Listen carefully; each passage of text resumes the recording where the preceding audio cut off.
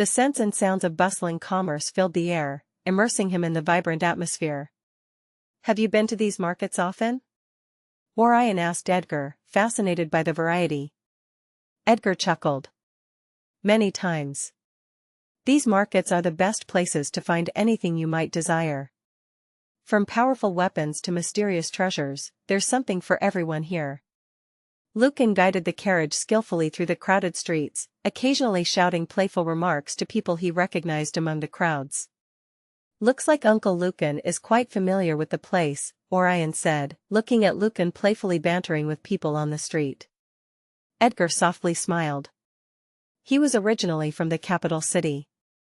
When Master visited the capital some years ago, Lucan begged him on his knees to teach him magic.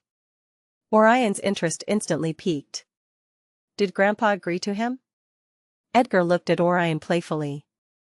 "Now I will let Master tell you that."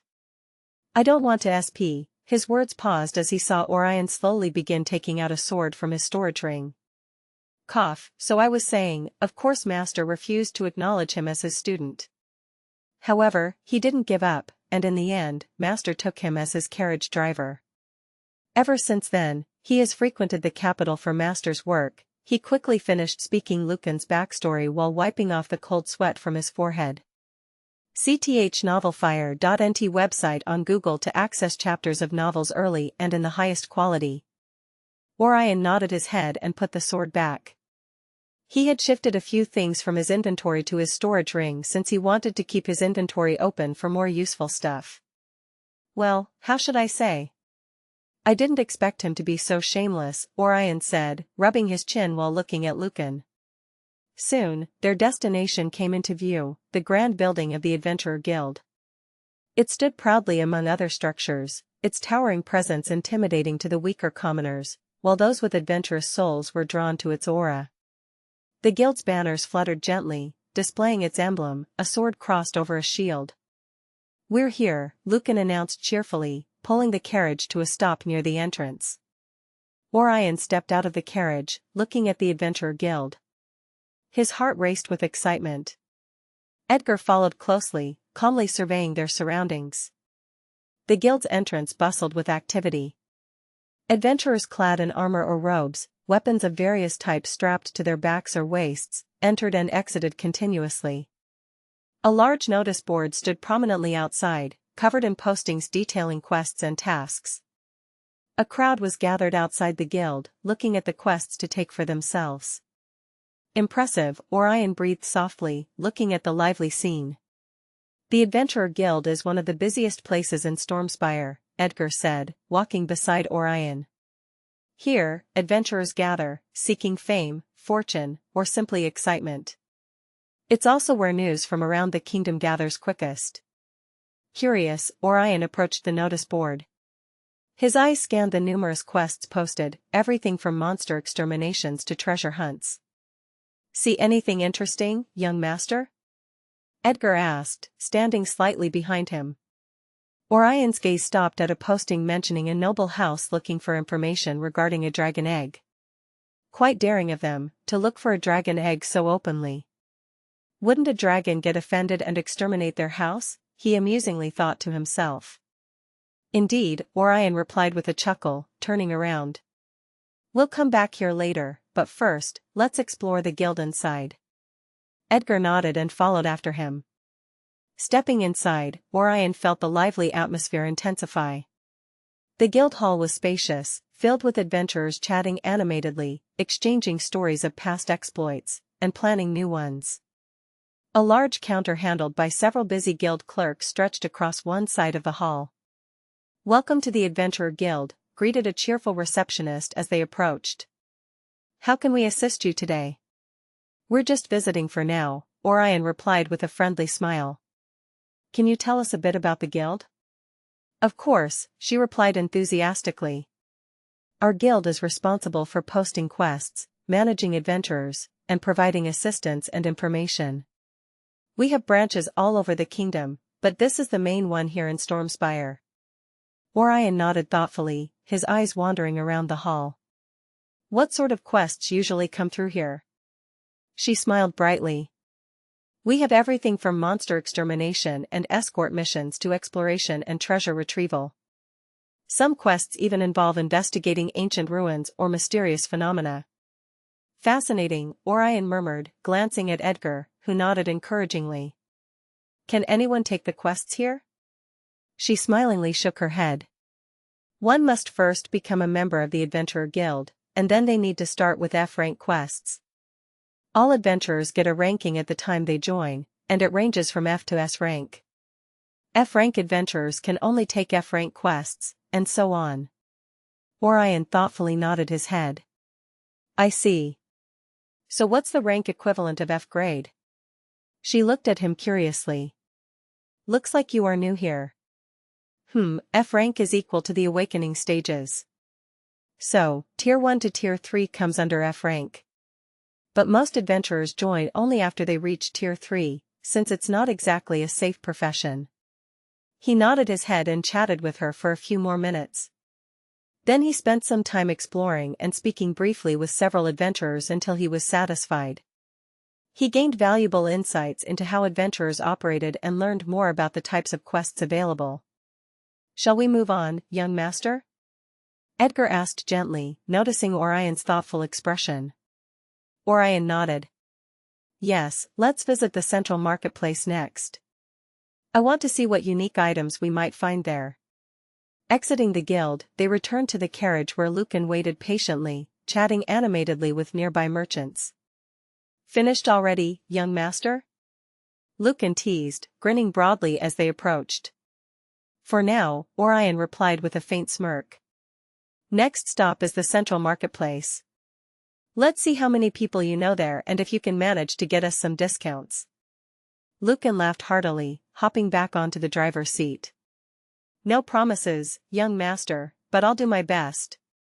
Edgar and Orion softly chuckled before boarding the carriage. The carriage continued to roll forward, changing direction and heading towards the marketplace. Orion thought about the Adventurer Guild. Looks like I'll be able to become an adventurer soon. Was it your dream to become an adventurer, master? Lumi asked curiously. Orion inwardly chuckled, who hasn't dreamed about becoming an adventurer and slaying some dragons to get fame? Congratulations, master. You are one step closer to your goal now. If you commit suicide, then you can also gain the title of Dragon Slayer. Should I have sold you on Temu? He inwardly asked. Cough, let's look at the market, master. Maybe we can find a hidden treasure there. Orion shook his head and looked outside, wondering when he could train to his heart's content. The carriage rolled gently through bustling streets toward the central marketplace, filled with the shouts of vendors promoting their wares and buyers haggling passionately. Orion looked calmly out of the window toward the vibrant, energetic atmosphere of the lively market district. Lucan swiftly drove the carriage, occasionally exchanging friendly waves and banter with familiar faces on the street. Now, this is more like it, Orion murmured with excitement as they entered the heart of the marketplace, seeing countless colorful stalls and elegant shopfronts lining both sides of the streets. This is what a truly lively place looks like. And I feel like I might really find a good deal here. Edgar smiled knowingly. Indeed, young master. The central marketplace is where treasures and mysteries of the entire kingdom gather. There might be trash hiding beneath a treasure. Xianxia the novelfire.net ** website on Google to access chapters of novels early and in the highest quality. You mean treasure hiding beneath trash? Orion looked at him speechlessly. Cough, he coughed quickly to hide his embarrassment. As I was saying, if one has a good eye, then it's not hard for them to find treasures here for a cheap price. Lucan soon brought the carriage to a halt near the market's entrance. All right, young master, go wild. If you need any help, just shout for me, he joked playfully. Yes, the negotiator Lucan will help me in the market. Orion chuckled and shook his head. Cough, looks like I will need to look after the carriage, young master. Hope Sir Edgar won't let you get scammed here. Edgar stood below the carriage, bowing slightly and motioning with his hands towards the marketplace. Orion's lips twitched. You were all talk in the end, huh? He shook his head and descended the carriage with Edgar. Looks like it's only us now, Uncle Edgar. He smiled and walked at the front. Edgar softly chuckled and followed after him. They soon stepped into the lively marketplace, looking across the myriad stalls in all directions. Edgar followed behind like a bodyguard while Orion took in the lively atmosphere of the market. This place is truly prospering. So many people, so many races, so many treasures. He breathed in the manna-rich air of the market. Edgar nodded his head. Indeed. Let's go and look around now, young master. Both of them headed into the lively market, their eyes scanning the various stalls. Edgar followed closely behind Orion, offering advice occasionally but largely leaving Orion free to explore at his own pace. Fuck, it would take forever to even find a decent piece of trash. That's the true grinder's path, master. You can do it. Fuck that, let me try something, he inwardly said before closing his eyes briefly.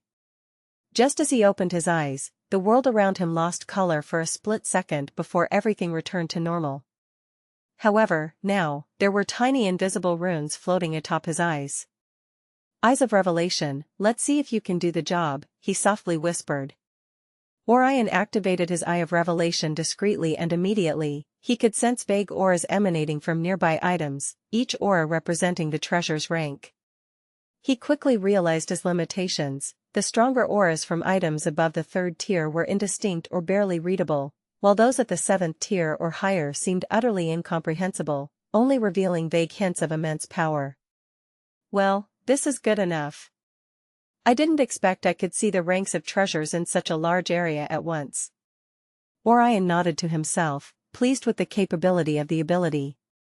I should be able to look at clean details of treasures below 7th grade if I focus on one, I think.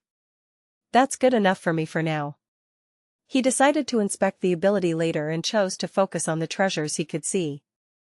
Walking leisurely along the stalls, his gaze moved from one stall to another before stopping on a small stall nearly hidden on one side of the road between big stalls. An elderly vendor sat calmly behind the stall, which displayed an assortment of dusty relics, small trinkets, and unremarkable-looking gems. Curious, Orion briskly approached, scanning each item with his Eye of Revelation. Most items were ordinary, but suddenly his gaze stopped on a small, smooth black stone resting in a wooden box. Abyssal Shadow Stone, Tier 3. Description: a stone containing faint traces of darkness and shadow elemental energy, useful for training or refining in darkness or shadow element. Orion eyed the treasure with an interested gaze, which the vendor clearly noticed. Cough, young master, are you looking for some treasure? Worry not, for I have all the real goods here. You can even find a hidden treasure here, the old vendor rubbed his palms and said excitedly. Orion raised his head and calmly looked at the old vendor. He wore shabby clothes and had wrinkles all over his face. How much for this black stone, old man? He softly asked the vendor. The vendor excitedly nodded his head. Yes, young master, I found this stone in the ruins of a city. I had a lot of difficulties excavating it. Even the bandits tried to RO. How much for it? Orion asked again, knowing full well if he allowed the old man to speak, he wouldn't stop. Cough, since you are the first customer of the day, I will give it to you for 30 lesser-grade mana crystals. The old man looked towards Orion with hopeful eyes. Orion raised an eyebrow. Does he not know it's a Tier 3 darkness and shadow affinity stone? Usually, they go for hundreds of lesser-grade crystals. Orion nodded his head. Give him 50 lesser-grade crystals, Uncle Edgar, he said before picking up the elemental mana stone. Edgar paid the money without asking anything, while the old vendor couldn't help but want to dance with joy. That alone could feed him and his family for months, or even years, if they knew how to properly save money. Orion didn't linger and moved forward. You made a good deal, young master. A shadow affinity mana stone can fetch hundreds of lesser-grade mana crystals in the market, Edgar said, stroking his beard happily. But why did you give him more than what he asked for? Orion looked at the mana crystal in his hand. That was a minuscule amount to me, and I would feel bad for scamming the old man. That's why I gave him a little more. Edgar nodded his head proudly but still asked with a knowing smile, "Then why didn't you give him the full price of the mana stone?" He chuckled. "That would bring unnecessary danger to him. Who knows, someone might eye his little wealth." Edgar laughed and nodded his head. "Very good observation, young master. There might be strict rules in the capital, but there are still desperate fucks who won't heed the rules." They both chatted while walking until Orion spotted another intriguing stall, where a cheerful young woman was energetically selling various ornamental artifacts. His gaze locked onto a bracelet with faint runic inscriptions. Bracelet of Minor Fortitude, Tier 3. Description: slightly enhances the wearer's stamina and physical endurance. Ideal for early-stage training. "Excuse me, what's this bracelet?" He approached the stall and asked the young woman. "Oh, that bracelet?" She turned around and looked at Orion before professionally explaining its usage. "It's a magic equipment to boost your stamina and endurance. You can work for 3 days and 3 nights straight after wearing it." At the end of her words, she winked mischievously. Orion chuckled. "So, how much for it?" "Since it's young master asking, then I will give it to you for 500 lesser grade mana crystals only." She sweetly smiled and picked up the bracelet to pack it. 200 mana crystals, Orion said with the same smile on his face. The young woman's hand paused. "Ah, haha, young master, you make funny jokes. How can it be so cheap?" "The most I can do is 450 mana crystals." Orion shook his head. "They seem quite old and worn out. And I can buy a completely new one for 600 to 700 lesser grade mana crystals. The most I will give is 250 mana crystals." Sar the novelfire.net website on Google to access chapters of novels early and in the highest quality. The young woman quickly shook her head. "No, no, no. I also need to feed myself and my paralyzed mother at home, young master. My father is a drunkard, and I pay for all the bills at home." Her gaze turned misty, and she nearly sobbed. "The most I can do is 400 mana crystals." "Alright then, we'll call it a deal with 300 mana crystals." Orion nodded his head and motioned for Edgar to pay it. The young woman looked conflicted before she heaved a sigh. "Then I hope you will come here more often to purchase stuff." She quickly packed it up and presented it to Orion. Sure. I will come here whenever I visit the market." He smilingly nodded and put away the box in his storage ring. The young woman's eyes flashed when she saw the storage ring on his hand. Her smile became much warmer. "Do you need anything else, young master? I have a lot of goodies here." She enthusiastically began advertising her wares. Orion looked through them and bought a few more things. At the end, the young woman smiled happily. "Happy doing business with you, young master. Hope you come here often." Orion waved his hand and left. After walking some distance away from the stall, he shook his head. She really was a fox. Edgar raised an eyebrow. "Oh? You realized it too, young master?"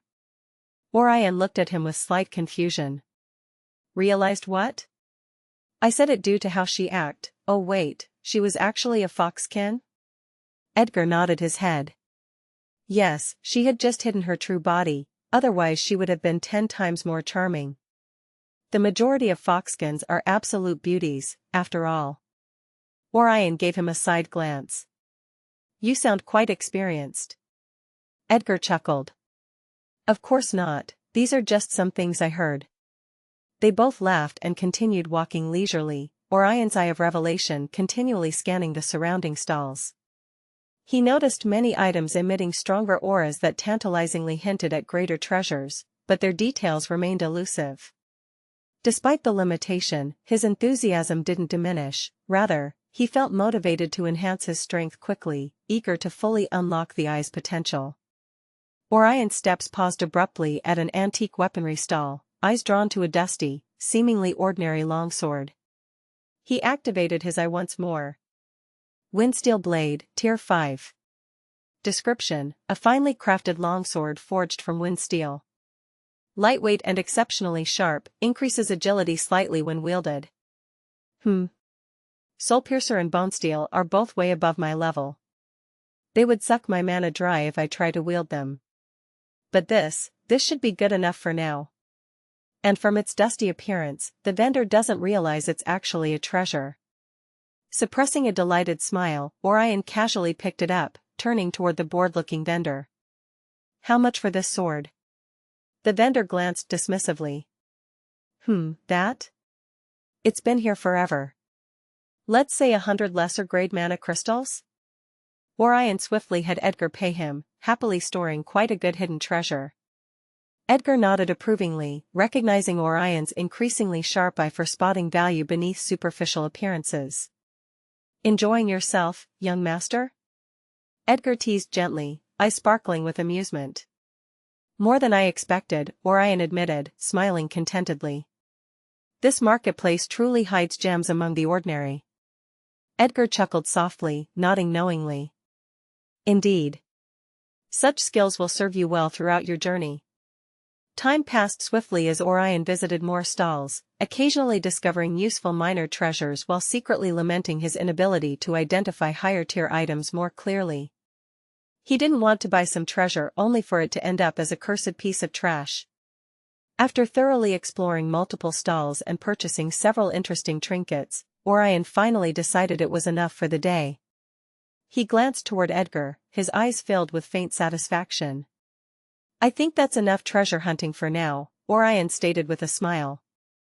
Though I'm tempted to come here every day. Edgar laughed heartily. I wouldn't blame you. Your talent for discovering hidden gems is impressive. The capital holds many more opportunities if you know where to look. Orion nodded, already planning future visits mentally. Let's go, then. I want to explore other parts of the city before the day ends. Master, you were brilliant today. Even with limitations, you still managed to find some useful treasures. Orion chuckled inwardly. Thanks, Lumi. It's just the beginning. Once I get stronger, these limitations will disappear. I have no doubt, Master. Soon, no treasures will hide from your mighty eyes. O_O. Returning to the carriage, Lucan welcomed them back cheerfully. Found any good treasures, young master? He teased lightly. More than expected, Orion replied mysteriously, smirking slightly. Lucan laughed heartily, steering the carriage back into the busy streets. Well then, on to our next adventure. Where shall we go next?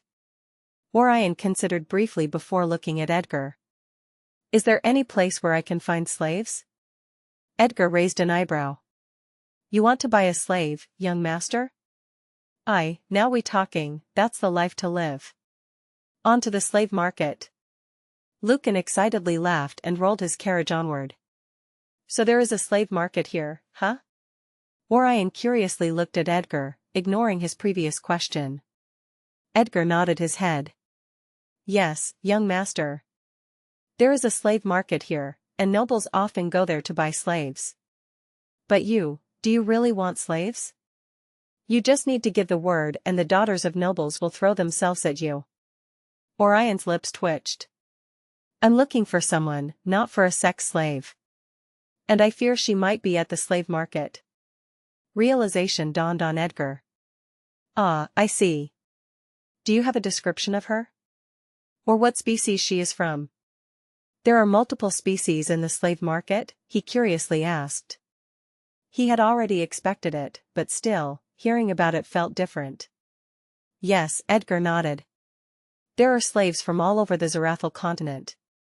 After all, there are wars and battles happening all the time, cities getting destroyed, survivors running all around to look for shelter. Sigh. He heaved a sigh at the end. Orion nodded. Then let's head there. Maybe we can really find her there. Don't worry, young master. If who you are looking for is a slave in the capital, then she must be in the slave market. Orion nodded and looked out of the window as the carriage traveled to a less crowded part of the fourth ring slowly. Lucan skillfully maneuvered the carriage deeper into the less traveled streets of the fourth ring, guiding it through winding alleys until they reached a secluded corner. The area was noticeably quieter, the bustling sounds of merchants and hagglers fading into silence. Orion glanced curiously at the increasingly isolated surroundings. Lucan finally stopped the carriage near a discreet building with a shabby appearance. "We're here," he said, hopping down from his seat. Orion stepped out, surveying the modest entrance calmly. "Is the slave market hidden here?" Edgar nodded appreciatively, feeling proud of Orion's insight. "That is correct, young master." Lucan reached into a hidden compartment under the carriage seat, producing 3 simple yet intricate masks. "You'll need to wear these," he said, handing them out. "We don't want to attract unnecessary attention." Orion examined the mask carefully. Crafted from a sturdy material, it was adorned with subtle runes designed to obscure one's identity. He placed the mask over his face, immediately feeling a strange but gentle aura envelop him. "How do I look?" Orion asked, voice slightly distorted by the mask. Edgar smiled behind his own mask. "Unrecognizable, young master." Lucan motioned toward the inconspicuous door. "Follow me." They stepped through the narrow entrance, descending a dimly lit staircase into a subterranean passageway.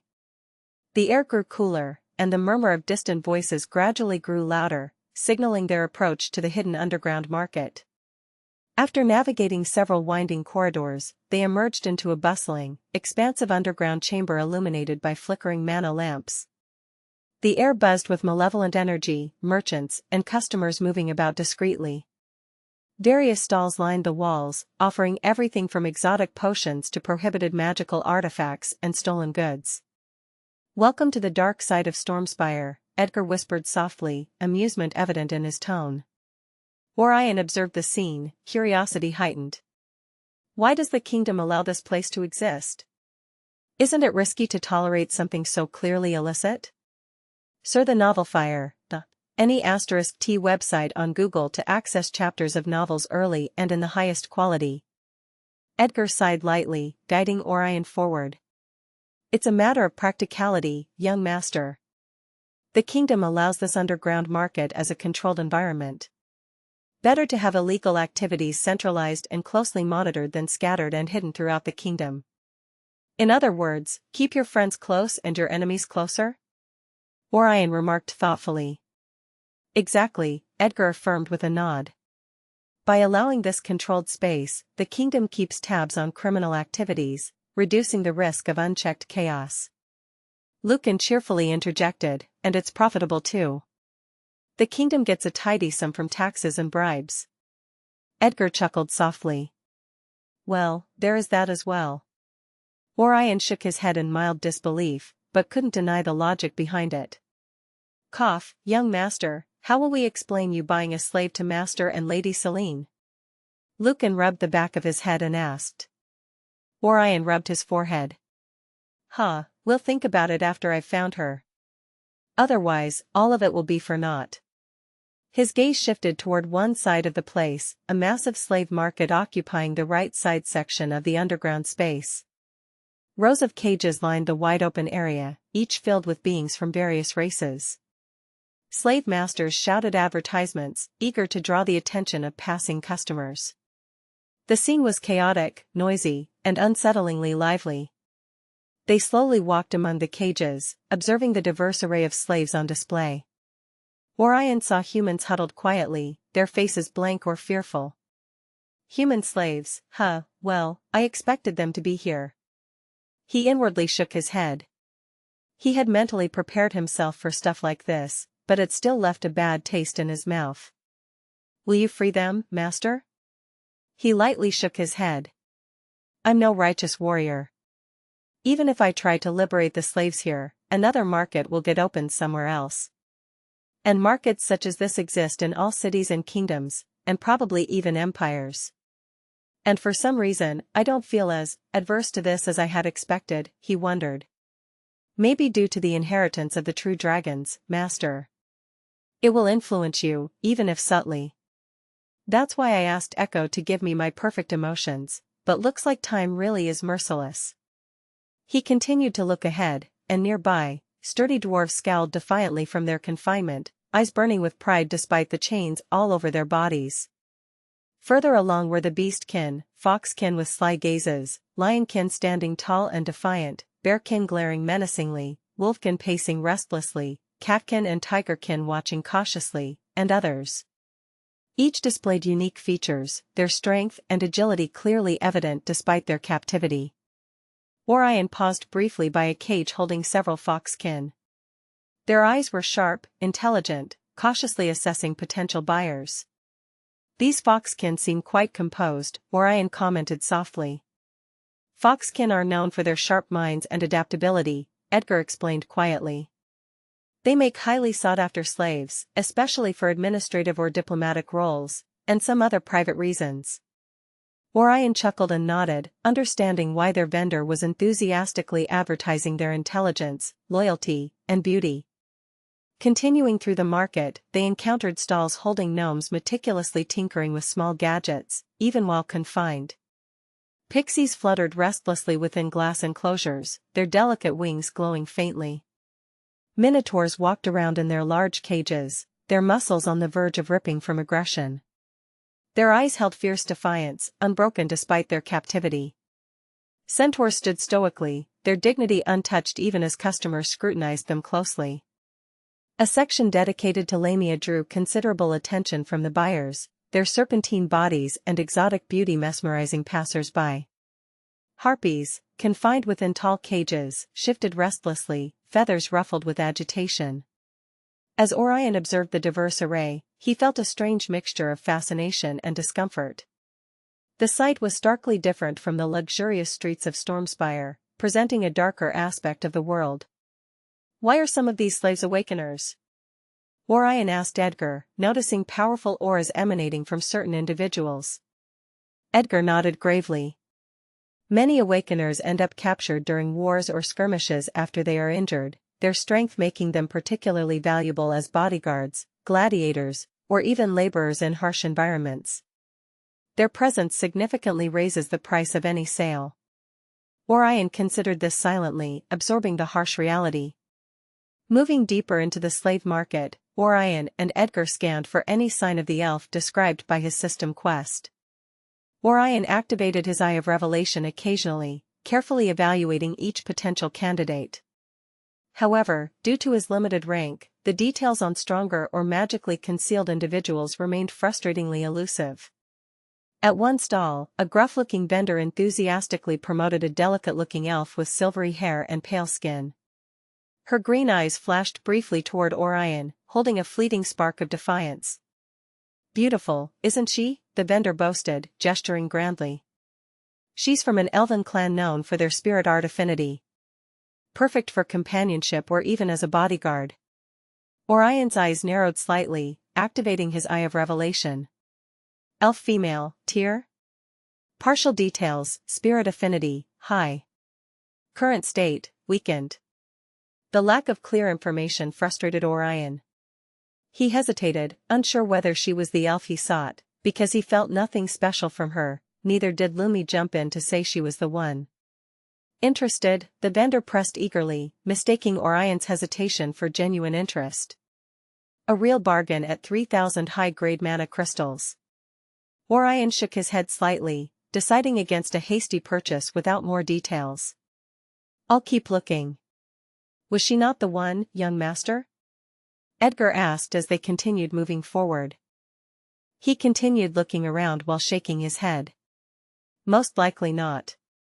I don't think she is the one I'm looking for." "Are you sure she is in the capital, young master?" Lucan curiously asked. Orion nodded his head.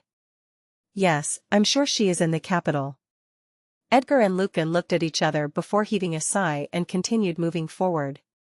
As time passed, Orion observed countless individuals, powerful warriors, superb healers, cunning strategists, all reduced to mere commodities in the slave market.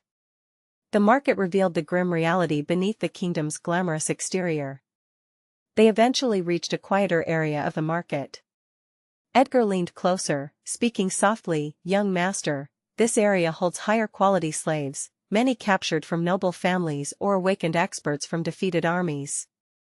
Search the novelfire.nt website on Google to access chapters of novels early and in the highest quality. Orion nodded silently. However, he didn't feel much, since both commoners and nobles were not much different to him. Cages here were spacious and better maintained, holding slaves of notable appearance and demeanor. Vendors spoke softly while transactions happened discreetly, preserving buyers' anonymity.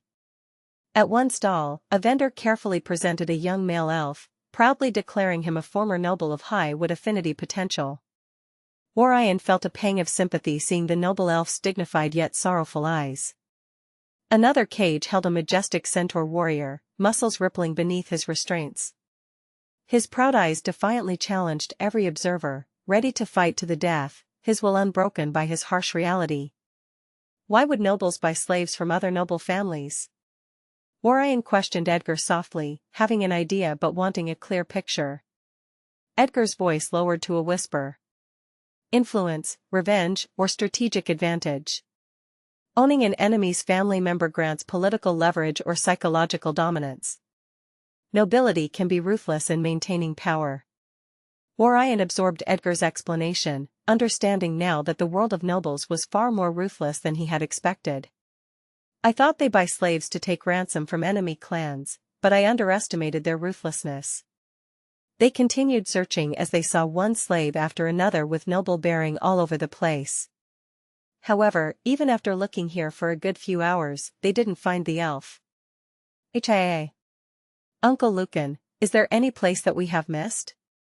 Maybe one held only for select few people, or where there's an entry fee, he tiredly asked after their long, fruitless search. Lucan looked around here and there before softly whispering, there is indeed a place like that, young master. Should we head there? The fuck were you waiting for? Why didn't you tell me about it sooner? Orion nearly slapped the shit out of Lucan. Cough, it's not that simple. That place is under Prince Rufus. So we need to be more careful there. He hurriedly explained. Alright then, let's go. We're only going there to buy slaves, not to cause trouble. Orion shook his head and gestured for him to lead the way. Edgar nodded in agreement with Orion. Just lead the way. Even if something does happen, I don't believe Prince Rufus won't give Master some face. Lucan nodded cautiously, leading Orion and Edgar deeper into the hidden pathways of the underground world. The tunnel twisted and turned, growing darker and more secluded until finally, they emerged into a grand open area illuminated by floating mana lamps that glowed softly.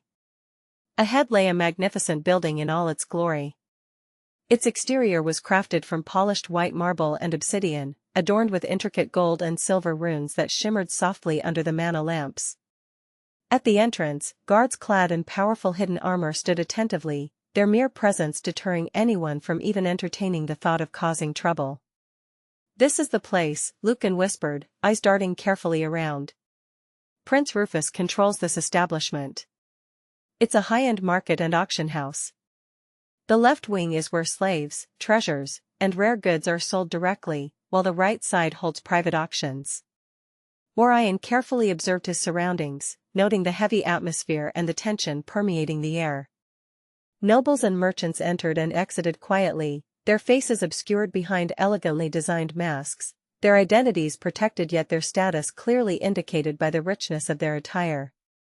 Lucan handed them 2 new masks, intricately designed to conceal their identities, ensuring anonymity in this high-risk environment. Wear these. These are higher quality masks, he said softly. Orion and Edgar nodded and took their masks, quickly changing into them. Alright, best of luck now. Hope you can find the one you're looking for. Lucan said, joining both hands as if praying for Orion's success. Don't fucking tell me you're not even gonna go with us? Orion's lips twitched as he asked. Cough, I only have 2 of such masks. And I'm really useless in such places. Sir Edgar would be much more useful. He quickly ran away after saying that. Orion shook his head while Edgar chuckled. Afterwards, the duo entered the building. The grand hall inside was vast and luxurious, displaying wealth and sophistication. To the left, Orion saw neatly arranged sections with various items, beautifully displayed treasures, shimmering gems, rare artifacts, and intricately crafted weapons. Beyond these were rows of elegantly maintained cages, each containing slaves clearly marked with detailed descriptions of their skills, origins, and affinities. Orion's eyes calmly scanned through the entire place. Even now, a faint disturbance rippled in his heart as he looked at the slaves. Truly, intelligence births cruelty. He lightly shook his head. You aren't cruel, master. Not everyone who becomes intelligent becomes cruel. Orion inwardly smiled at Lumi's innocence, but his gaze remained calm. You need to be cruel to survive in this world. His thoughts slowly grew colder, more resolute. Remember, mercy to your enemy is betrayal to your allies. The line between good and evil, it's so blurred, it hardly matters anymore. As long as you carry empathy inside you, you can still walk your own path without losing yourself. Lumi silently repeated his words a few times inside her mind. Master, are you adapting more of your dragon inheritance? That's a line passed down among the generations of dragons. Orion raised an eyebrow. No, I haven't done anything special yet. I would need to be able to transform into a true dragon to even utilize it. So that line wasn't from your inheritance. Looks like you are learning more and more things in this world. He heaved a sigh and shook his head. I would rather not learn such things and live my life peacefully journeying the world with a few beauties. Maybe it will be possible in the future. He chuckled and turned to Edgar. Let's start by examining the slaves.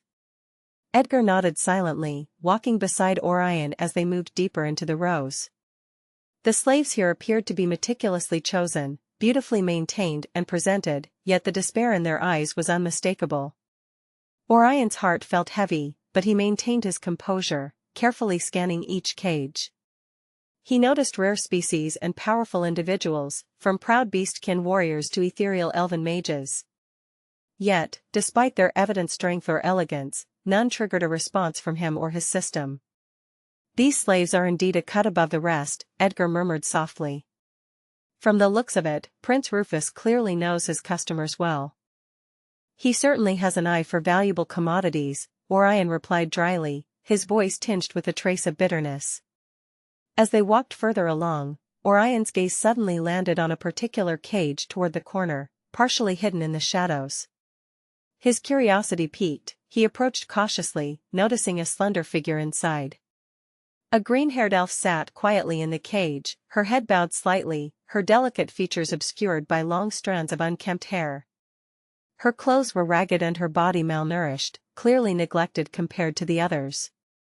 Yet despite her pitiful state, Orion felt an inexplicable pull toward her, as if he wanted to see her, yet couldn't. He activated his eye of revelation instinctively, focusing intently on her. However, unlike other slaves, his skill gave little information this time. Elf, unable to analyze clearly.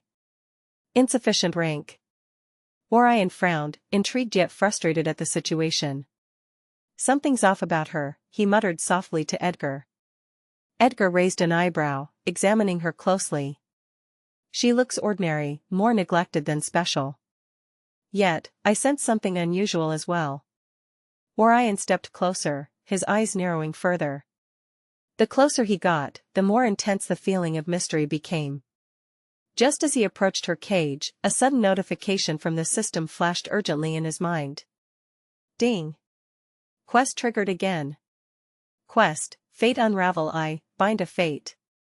Target located, the elf before you is the one destined to aid you significantly in your future endeavors.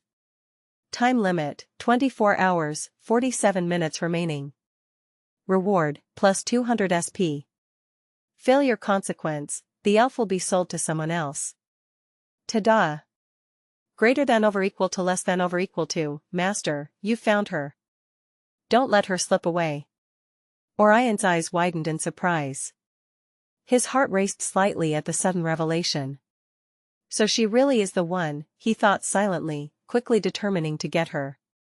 Edgar noticed the change in Orion's demeanor and leaned closer, whispering, "Is she the one you've been seeking, young master?" Orion nodded firmly. "Yes, she's the one." We must secure her quickly. A vendor standing nearby noticed Orion's interest and approached with politeness. Ah, esteemed guests, you've taken an interest in this elf? Though she appears frail, her lineage is quite remarkable, I assure you. Orion carefully maintained his composure. Tell me about her lineage. The vendor cleared his throat, trying to act like a scholar. She hails from a distant forest kingdom, known for its rare and unique elves. Unfortunately, she seems cursed or afflicted. None of our experts could identify her abilities. Thus, her price is significantly reduced compared to other elves of similar lineage. Orion's ears twitched. Cursed or afflicted? Is this guy just bullshitting or is there really some truth? How much is she? He asked directly. Given her unknown condition, the price is considerably low, merely 1,000 high-grade mana crystals, the vendor stated smoothly. Just as Orion was about to agree, a different voice echoed from their side. Excuse me, how much is this dirty elf for? I need some beast food at home. A young man with 2 other people stood there, looking at the elf curiously. The vendor hesitated. Sir, this gentleman here was just about to purchase her as well. So, if you both want to purchase her, then there will be a mini-auction held here right now. Orion's brow furrowed as he looked at the newcomer. Shaking his head, he turned to Edgar and softly whispered, Uncle Edgar, how much is our budget? Edgar mysteriously smiled. You can spend as much as you want, young master. Lady Selene gave me more than enough to buy as many slaves as you want here. He softly smiled and nodded his head. Huh? I will need to compete as well? The young man turned to look at Orion and Edgar, but he neither underestimated them nor overestimated them. If someone had to come inside the slave market personally for slaves, then he couldn't be a high-ranking noble. And he wasn't one to get scared away by mere servants. Anyways, I will bid 5,000 high-grade mana crystals. He raised his hand and placed his first bid. 10,000 high-grade mana crystals. Orion doubled the bid without hesitation. Oh? Let's see how deep your pockets are. 20,000 high-grade mana crystals. The young man looked at Orion curiously and raised the bid. Orion frowned his brows. 30,000 high-grade mana crystals. He wasn't in the mood to shit-talk, otherwise, the young noble wouldn't be able to remain so calm. The green-haired elf looked at all of this with dead eyes, as if feeling nothing whatsoever. Oh ho, looks like you are reaching your limits. 50,000 high-grade mana crystals, the young man smugly said. Young master, Edgar leaned down beside Orion and softly whispered, raise the bid to 10 exalted grade mana crystals. Orion raised an eyebrow but didn't think further. 10 exalted grade mana crystals. Holy shit. The young noble's eyes widened in disbelief and shock. Are you fucking serious? 10 exalted grade mana crystals for this elf? You can buy as many slaves as you want with that much money. I want her, Orion simply said, and looked toward the vendor, who was looking at Orion with such blindingly shiny eyes as if he were looking at a money god. Yes, young master. I will ready her right away, he quickly said, not even looking at the other young man to see if he would bid further. He knew the value of the elf very well, and from the reaction of the young man, he wouldn't bid further anyway. Haha, this brother, looks like there was some misunderstanding between us. If I knew you wanted her so much, then I wouldn't have bothered to bid. The young man flatteringly smiled from beneath his mask. Orion nodded his head but didn't comment, putting his entire focus on the vendor who was now opening the cage. Alright, come out. You got a master now. The vendor roughly said and dragged her out with her chains. Here, young master, he said with a smile, before taking out a runic inscription-filled page and a knife. You just need to put a drop of her blood first on this page before putting your own blood so we can seal the deal. He said and handed the page and knife to Orion. Orion turned toward Edgar. Is that correct? The young man turned around and left after seeing that the transaction was nearly complete, not wanting to embarrass himself further. Edgar looked through the runic inscriptions briefly. Yes, young master. It's genuine. Orion nodded his head and gently raised the elven girl's hand. Her body slightly shook as Orion touched her, yet she didn't react further. Orion pitifully looked at her before making a small cut on her finger, letting a drop of blood drip down on the page Edgar held beneath her hand. chthovalfire.at website on Google to access chapters of novels early and in the highest quality. The runic patterns changed, and a clear area for him to drop his blood on the page appeared. He gently let her hand down and turned toward Edgar, raising his hand above the page and slicing his thumb softly with the knife. A few drops of blood dripped down from his thumb onto the paper. Before he could even react, the paper burned to ashes, and a faint rune blossomed into existence, like a scarlet flower blooming and vanishing in the blink of an eye. For a moment, the elf girl's body trembled, the first true reaction she had shown since Orion saw her. "Master, she's yours now, she's safe." Orion's heart ached looking at the pitiful state of the elf. Well, I need to head back as well." He then looked back at his hand and the knife. "Damn sharp knife, it cut through my skin?"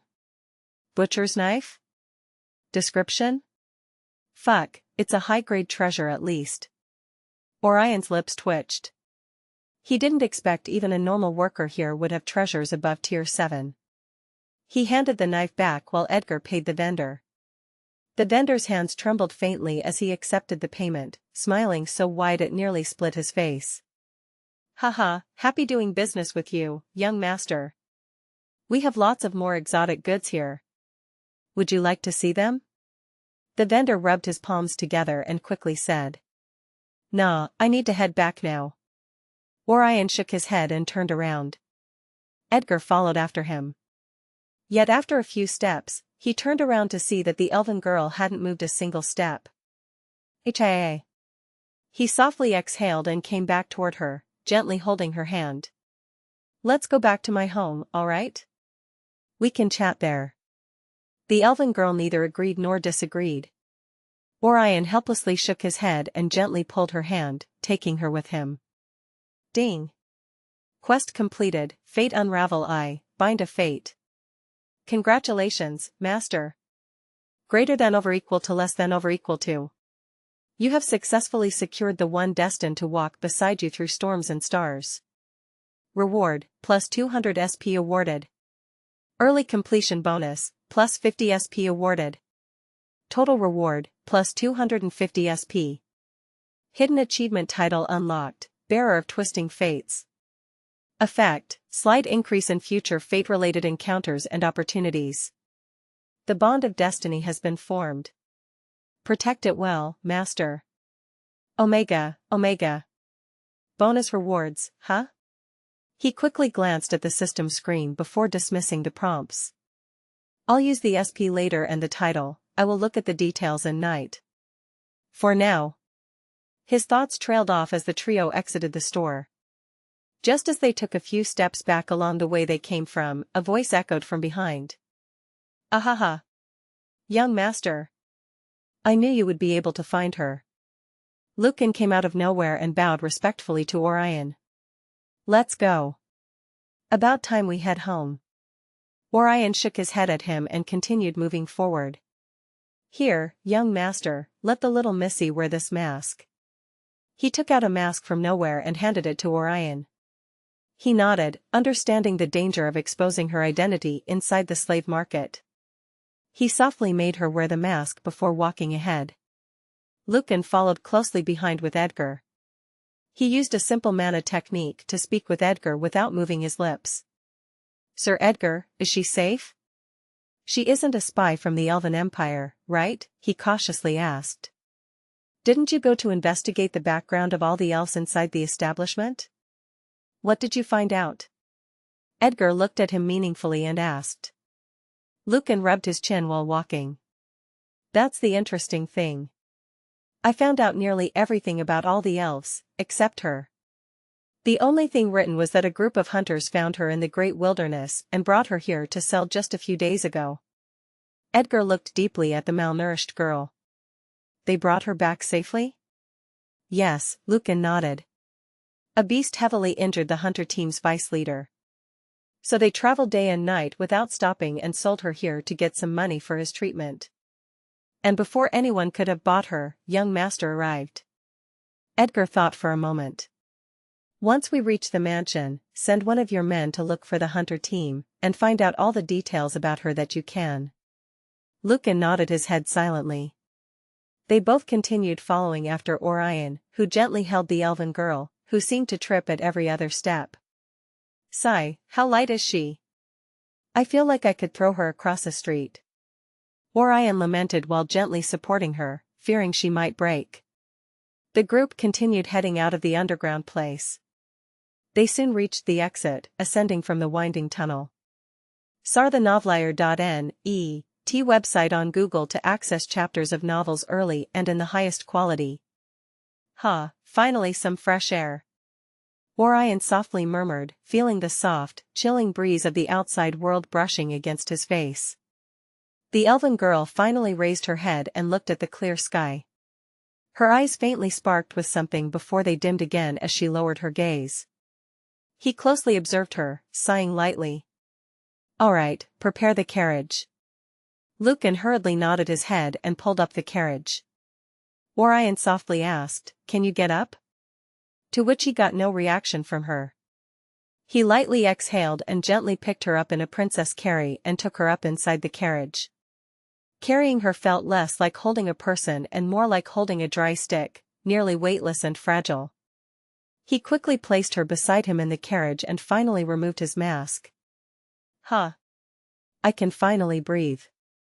Turning his head, he saw her face covered by a mask. With gentle hands, he removed it for her as well. What emerged was an above-average-looking face for an elf, which was already considered quite beautiful among humans. She had green hair and blue eyes, looking quite enchanting in itself. Why does she seem so weird? As if I can't see her? Orion inwardly muttered. The elven girl didn't react at all as he removed her mask and stared at her. Uncle Edgar, do you know what's wrong with her? Why isn't she reacting to anything at all? He asked once Edgar sat down opposite them. Edgar curiously looked at the elf, noticing her unfocused gaze. You better ask Lady Selene about this, young master. I'm no expert on this. All I know is fighting and killing. Lucan laughed out loud from the front of the carriage. Sir Edgar is quite the brute, young master. He only pretends to be sophisticated here. You should see him when he fights. Ho? Looks like you aren't getting enough training, Lil Lucan. Edgar said with a calm smile. Lucan became silent as not even a hum of acknowledgement came from him. It was as if he vanished. If not for the fact that Orion could see him right through the window, he would have really thought Lucan jumped down from the carriage. So, I should talk with Grandma about her, huh? Well, maybe that's all I can do. Hopefully they won't react negatively. He nodded his head. You got any idea, Lil Lumi? Noi. I can't really look at the condition of other people's bodies, master. You need to unlock more of your Eye of Revelation's abilities for that. Orion calmly nodded his head. Well, don't worry. It's not the first time you've proved yourself useless. Nuo. Why are you so harsh today? Ding. New Fate series quest available. The fuck? Are you taking revenge on me with a quest now? Meh Hestir. Come on, you know I can't issue Fate series quests, only other side quests. Your damn Mark of Fate influences the core protocols of the system to issue them. Alright, I won't blame you. Show me what the quest is. Quest, Fate Unravel 2, Unmask the Soul. Quest description. The elf chosen by Fate carries more than silence, she carries questions even she may not fully understand. Her past was stolen, her identity destroyed, and her will nearly broken in just a few short months. To walk forward together, you must first understand what she hides, and why Fate chose her. Objective. Gain her trust. Learn her name. Unravel her past. Discover her true identity. Progress 0%. Time limit none, this bond cannot be rushed. Reward plus 500 SP. Bonus reward, unknown, based on the truth revealed. System note. Master. This is a journey of heart and fate. Be patient. She's broken now, but perhaps you're the one who can help her become whole again. This quest will evolve depending on your choices. So after an evolving system, now I'm getting evolving quests? He lightly shook his head. So, anyway, I need to gain her trust and uncover her identity? He slowly glanced at the green-haired girl and shook his head. This won't be easy. That's why there's no time limit given, Master. You have lots of time to help her open up to you. He hummed in agreement and turned to Edgar. Uncle Edgar, how will I explain about her back at home? I can't just say I decided to bring home an elven slave, right? Edgar chuckled. Well, that is for you to think about, young master. We can't help you with that. Orion resignedly released a soft exhale. Looks like I'll just tell them what I can. Edgar nodded but didn't comment further. On the rest of the journey, Orion tried to communicate with the elven girl a few times, but each attempt turned out to be a failure. He gave up and just enjoyed the view as they entered the third ring and then the second ring. We are here, young master. Time to take the Missy home. Lucan grinned from behind the window while looking at Orion. He lightly shook his head as he saw Edgar getting off the carriage.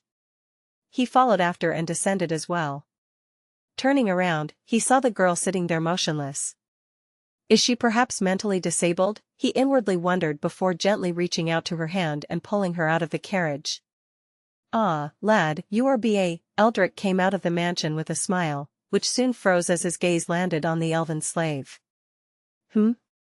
Is he here?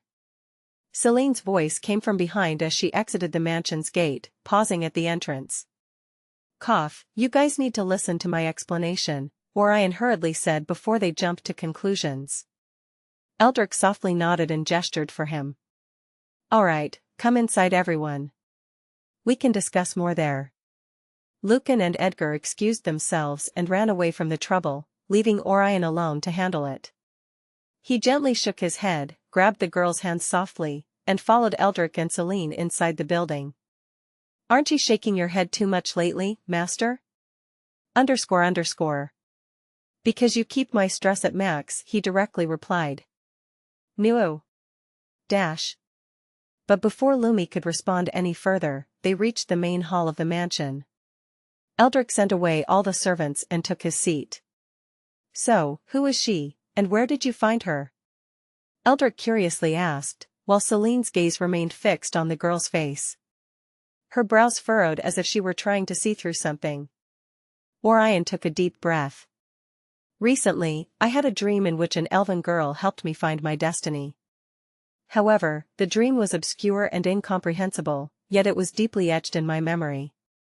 I felt like if I didn't try to look for her, I would miss something really important. Eldric and Selene looked at the two of them in surprise, and surprisingly, even the elven girl turned her face to look at Orion.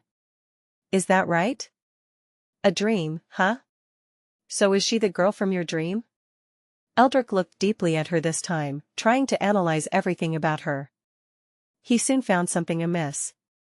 Selene, he softly said. Yes. Someone used an illusion spell on her, Selene softly replied. Can you remove it? He asked. Selene smiled. Who do you take me for? I'd be too ashamed if I can't even dispel a spell someone placed months or even years ago. She stood up and came in front of the elven girl, taking out her wand from her storage ring. She began chanting a spell softly as glowing runes materialized all around her. Search the Nelfer.net website on Google to access chapters of novels early and in the highest quality. Orion looked at all of this in wonder. No wonder I felt something was wrong, she was under someone's illusion spell. Her true face was hidden. He finally realized what the issue was. He looked forward to seeing what her true appearance would be.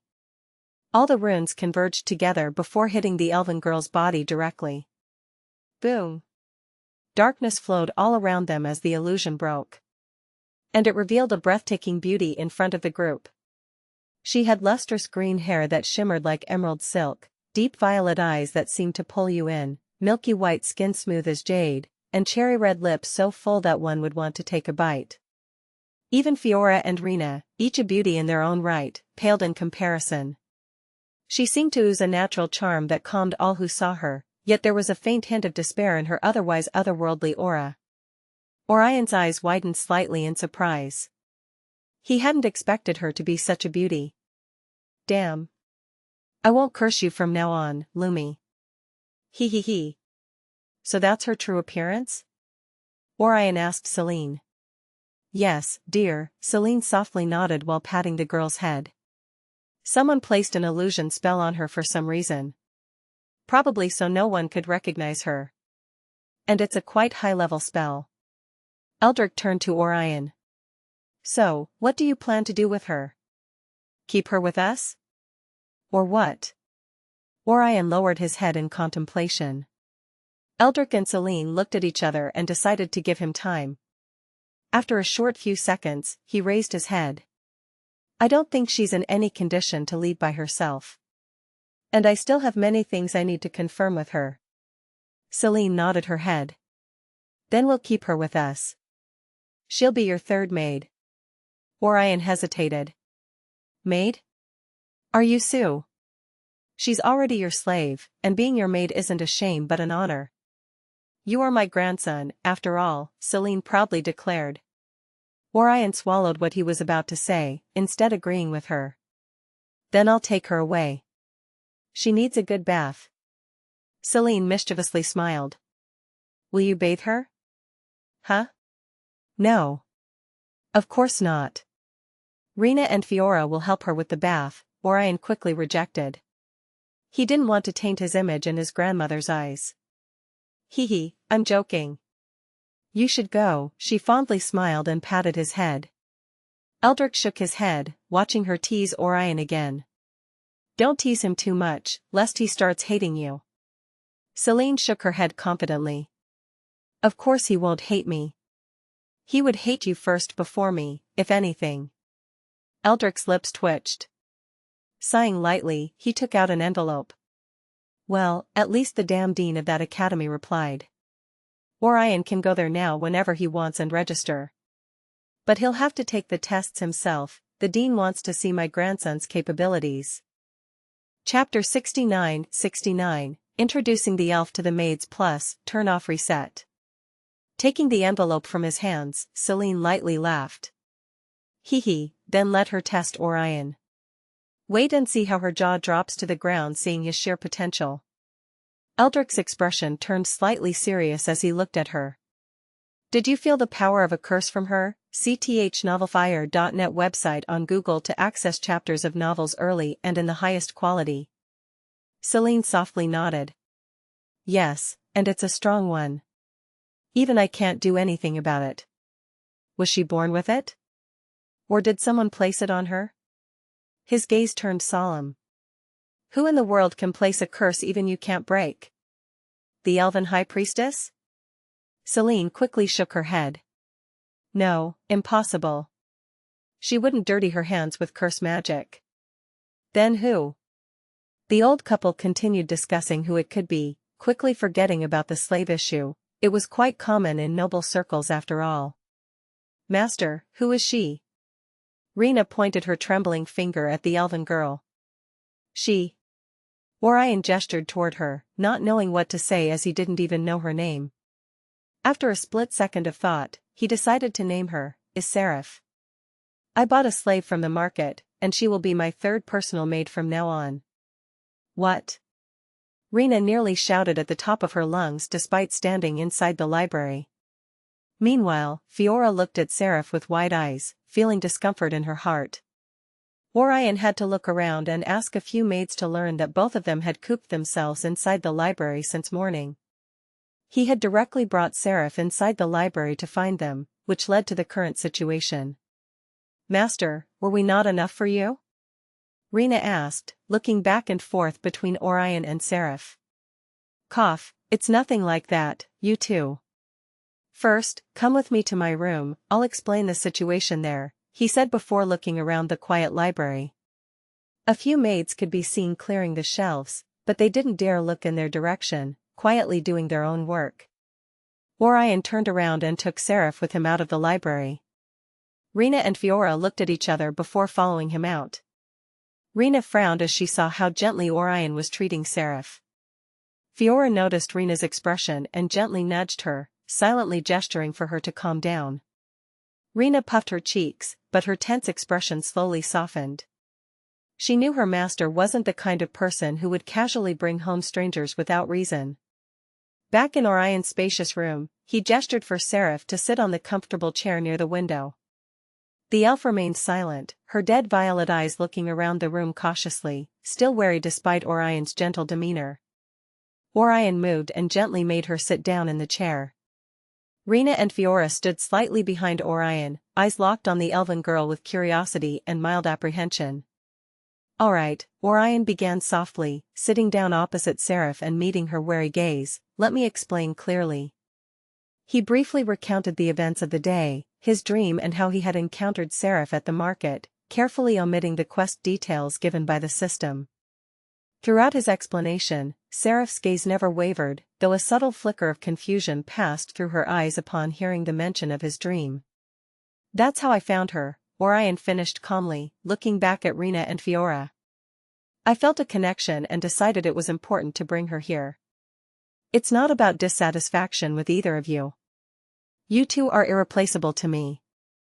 Rena's expression finally relaxed completely, and Fiora showed a gentle, relieved smile. "We trust you, Master," Fiora softly affirmed. "Indeed," Rena quickly nodded, though her eyes lingered on Seraph. "If Master thinks she is important, then she is important." Orion smiled warmly, relieved that the misunderstanding was resolved swiftly. Then he looked back at Seraph, who was still silently observing everything. "Seraph," he gently said, testing the name he'd given her. After seeing no reaction, he continued, "These two are Rena and Fiora. They'll be your companions and help you settle down here. I want you to trust us. You don't have to speak right now, but at least believe that no one here will harm you."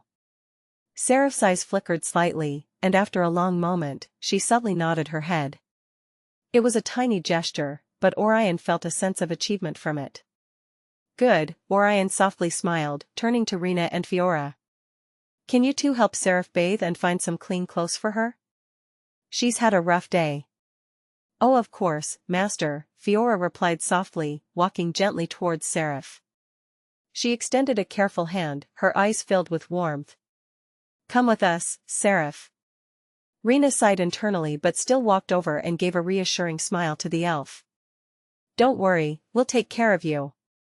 Seraph looked between Orion and the two girls, finally standing up slowly. Her hesitant steps showed just how exhausted she truly was. Rena and Fiora gently guided her out of the room, softly reassuring her along the way.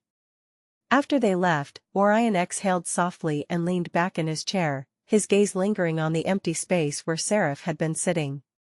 "You handled that beautifully, Master." "Or so you say." She barely nodded. "This trust thing is going to be far tougher than I thought," Orion inwardly sighed. "You have plenty of time, Master.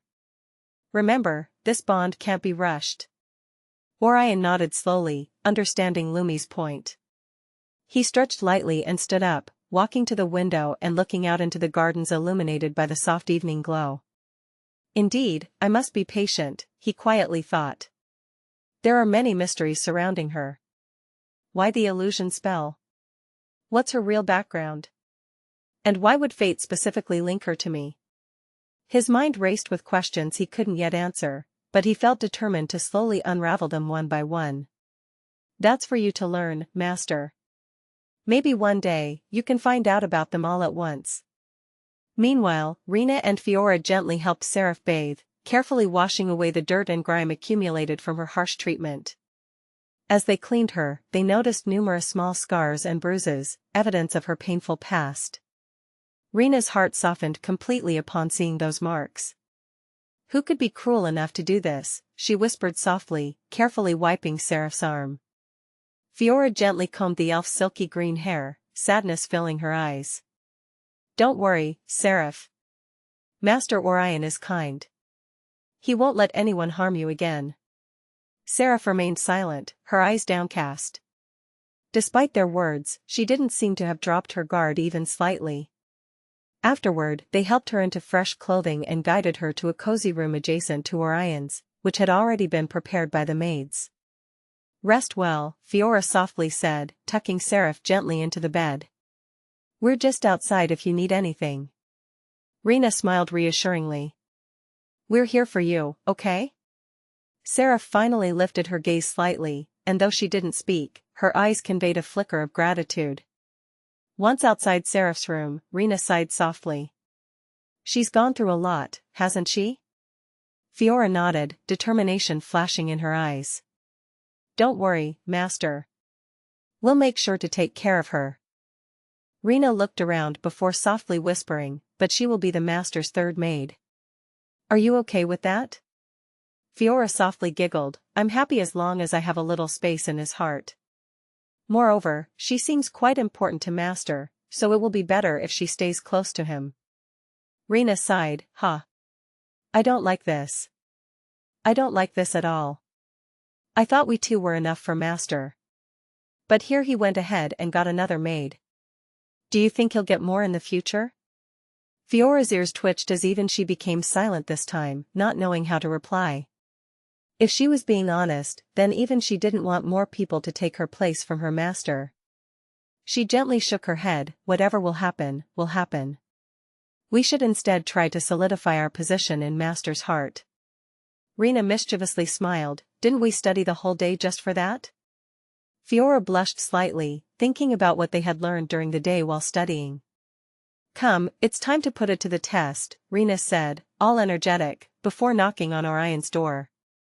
Fiora fidgeted slightly before following after her. Come in. Orion's voice echoed out. Rena opened the door and came inside with Fiora. We have settled her in the room beside yours, Master, Rena softly reported. Orion nodded his head. She needs some good rest now. He smiled, satisfied with the arrangements made for Seraph. You both did well. I know this was unexpected, but thanks for understanding and helping her. Search the novel, ir.net website on Google to access chapters of novels early and in the highest quality. Rena smiled warmly. Master, you don't need to thank us. We're just glad to support you. Fiora quietly nodded in agreement, her eyes filled with sincerity. Whatever makes Master happy, we'll always stand by you. Orion chuckled softly, the tension from earlier beginning to fade away. I'm lucky to have both of you by my side. Rena exchanged a mischievous glance with Fiora, who blushed slightly and nodded subtly. Rena stepped forward, a playful smile on her face. Master, you've had quite a tiring day today, exploring the city and handling so many unexpected things. Why don't you relax for a while? Orion tilted his head slightly, curiosity piqued by her tone. Relax? What do you two have in mind? Fiora softly joined the conversation, gently stepping beside Rena.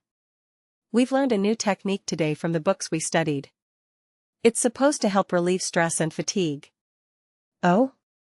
Orion's interest heightened, and a faint smile formed on his lips. All right then, what do I need to do? Rena cheerfully pointed towards the comfortable reclining chair near the window. Just lie down there, Master. Leave everything to us. Orion chuckled and rose from his seat, strolling leisurely toward the chair. Settling into the plush cushions, he leaned back comfortably, exhaling softly as the chair supported him perfectly.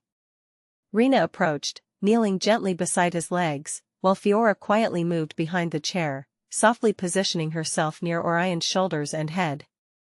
Relax completely, Master, Fiora whispered gently, her voice calm and soothing. Closing his eyes, Orion nodded lightly, surrendering himself to their care. Rena began by softly massaging his calves, her delicate hands pressing gently but firmly into his muscles, releasing tension that had built up after traveling all over the city today. She methodically worked her way upwards, kneading his thighs rather roughly as it was her first time trying it, her mana-infused fingers pressing into all his tired muscles. Orion felt warmth spread through his lower body, a soothing comfort washing away the lingering strain of the day.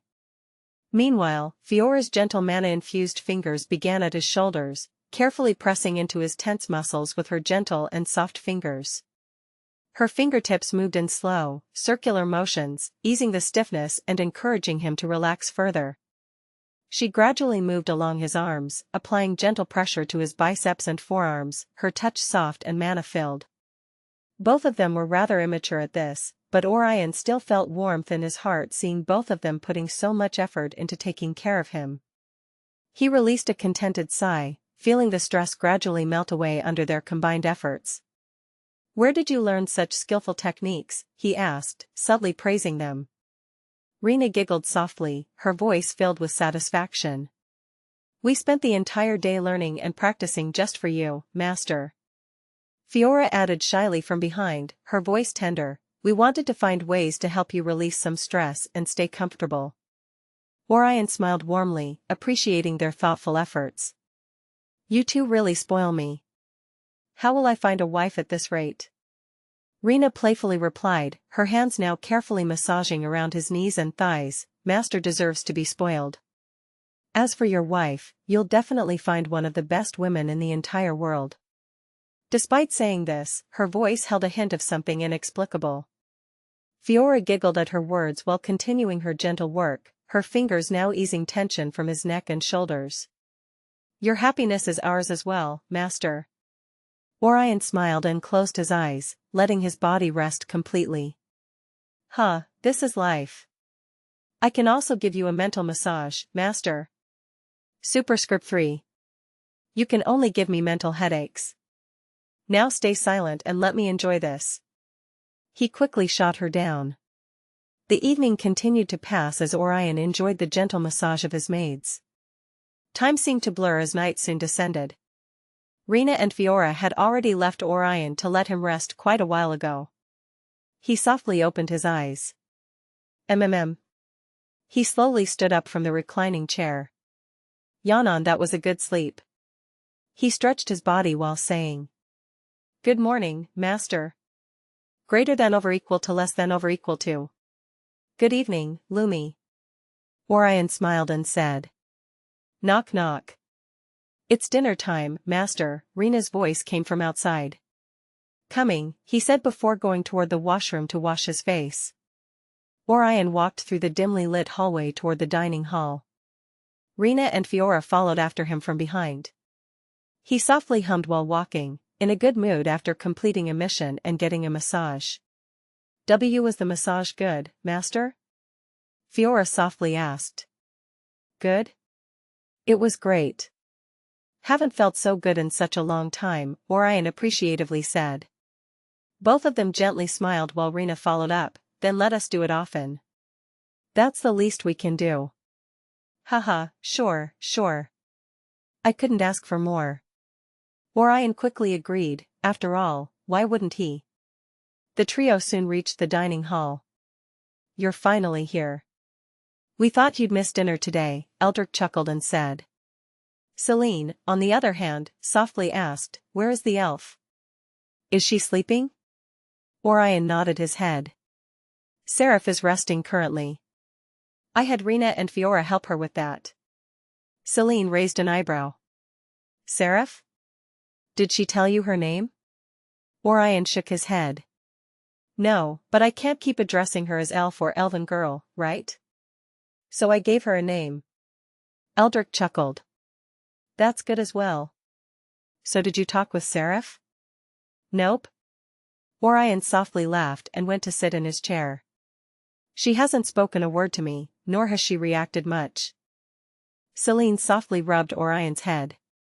"She seems heavily wounded, both physically and mentally. Give her some time to open up to you. It might take a while." The maids began serving them their food. "Don't worry, Grandma. I'm not in a hurry. I've got a long life ahead." He said the last words meaningfully. Eldric suddenly changed the topic. "Lad, when are you going to enter the academy?" "The entrance tests are ongoing right now." Orion's eyes lit up, this was what he had been waiting for. "Really?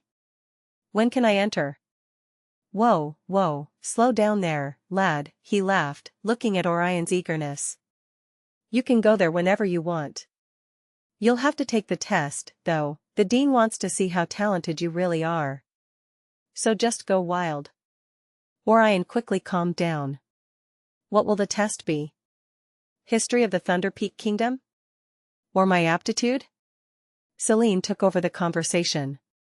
Well, you'll know once you go there, but it won't be anything written like kingdom history. What's even the use of that? You won't be taught something so useless unless you specifically ask for it. That should be useful for nobles, right?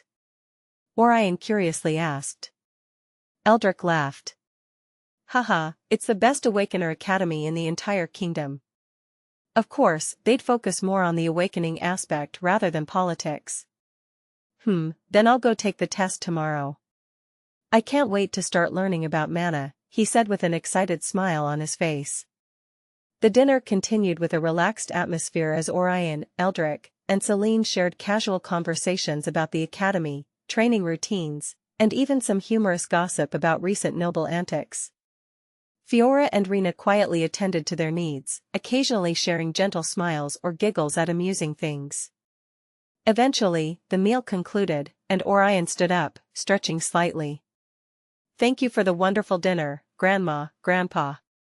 Selene softly smiled, patting his shoulder dotingly. You're always welcome, dear. Have a restful night, tomorrow will be an exciting day. Don't stay up too late, Eldric added playfully, you'll need your strength for the entrance test. Orion chuckled, nodding at their advice. I'll make sure to get a good rest. Leaving the dining hall, Orion slowly walked towards his room with Fiora and Rena quietly following behind. As he entered, he turned to them with a warm smile. You two have also worked hard today. Rest early as well. Yes, Master, both girls softly replied, bowing gently before quietly exiting the room. Orion closed the door and walked towards the comfortable chair near his bed. Sitting down, he exhaled softly, relaxing into the plush cushions. Alright, let's see what I got today, Orion murmured, his thoughts directed inward. Master, you received a new title. Greater than over equal to less than over equal to. Lumi's excited voice echoed clearly in his mind. Right, I almost forgot about that. Orion quickly accessed his system screen. Hidden achievement title unlocked, Bearer of Twisting Fates. Effect, slight increase in future fate-related encounters and opportunities. Orion raised an eyebrow, intrigued. Twisting Fates, huh? Seems fitting considering today's events. Master, your fate is truly special. This title will help you encounter even more interesting events and opportunities. Let's just hope these opportunities are beneficial, Orion chuckled softly. Now, let me check how many system points I have. He focused, pulling up his total system points. Total system points, SP 257. 257, not bad at all, he murmured thoughtfully. Master, how do you plan to use these points? Lumi curiously asked. Orion considered for a moment. What do you think would be the best option, Lumi? Should I save these points to expand my inventory or perhaps explore the Forgotten Archive? Lumi paused briefly, thoughtfully humming. Well, both have their pros and cons. Expanding your inventory can be useful in the future, though you already have a storage ring for now. As for the Forgotten Archive, you don't have any relics or items linked to it yet. Saving your points could come in handy during crucial moments. In the end, the choice is yours, Master. Orion leaned back in his chair, tapping his finger lightly. After contemplating for a short moment, he shook his head lightly. Leaving the points unused would just be a waste. Gotcha has brought me surprising benefits before. Are you saying what I think you're saying, Master? Omega. Lumi's excitement surged. Orion chuckled softly. Exactly. Let's spend 250 points on 25 draws. Who knows, we might hit another jackpot. Yay. That's the spirit, Master. Let's gamble and win some treasures. Oh, Greater than over equal to less than over equal to, oh. Orion chuckled at her words, you just want to see me broke. Anyways, commence the gamble. Ding. Commencing 25 draws. Orion leaned forward in anticipation, eyes filled with excitement. Come on, gotcha god, don't abandon me this time. Let me set the mood, master. Greater than over equal to less than over equal to. Instantly, a cheerful and thrilling orchestral melody began playing softly in the back of his mind, steadily building to a dramatic beat, perfectly suited to heighten the excitement of his impending draws. Alright, here goes nothing, Orion said, feeling his heartbeat quicken slightly. Begin. Ding. Initiating 25 consecutive draws. Best of luck, master. A glowing screen appeared before him, shimmering with radiant colors as the items began materializing one by one. Draw 1, Common Grade, Tier 4, Flame Guard Shield. A sturdy shield imbued with fire resistance. Reduces fire element damage by 20%. Decent start. Orion nodded approvingly. Draw 2, Common Grade, Tier 5, Azure Fang Dagger. A swift dagger infused with water essence, increasing agility by 15%. Nice. Orion smiled, looking closely at the elegant weapon. Draw 3, Common Grade, Tier 3, Swift Wind Boots. Boots granting increased movement speed by 10%. Did the gotcha god really bless me today? Orion muttered, looking forward to the next draws even more. Draw 4, Common Grade, Tier 6, Earthshaper Gauntlets. Gauntlets that slightly enhance physical strength and earth affinity. Draw 5, Common Grade, Tier 7, Runic Mana Stone, Large. A high-quality mana stone suitable for enchantments and spellcrafting before 9th tier. Orion chuckled. Nice, I can practice runesmithing with it.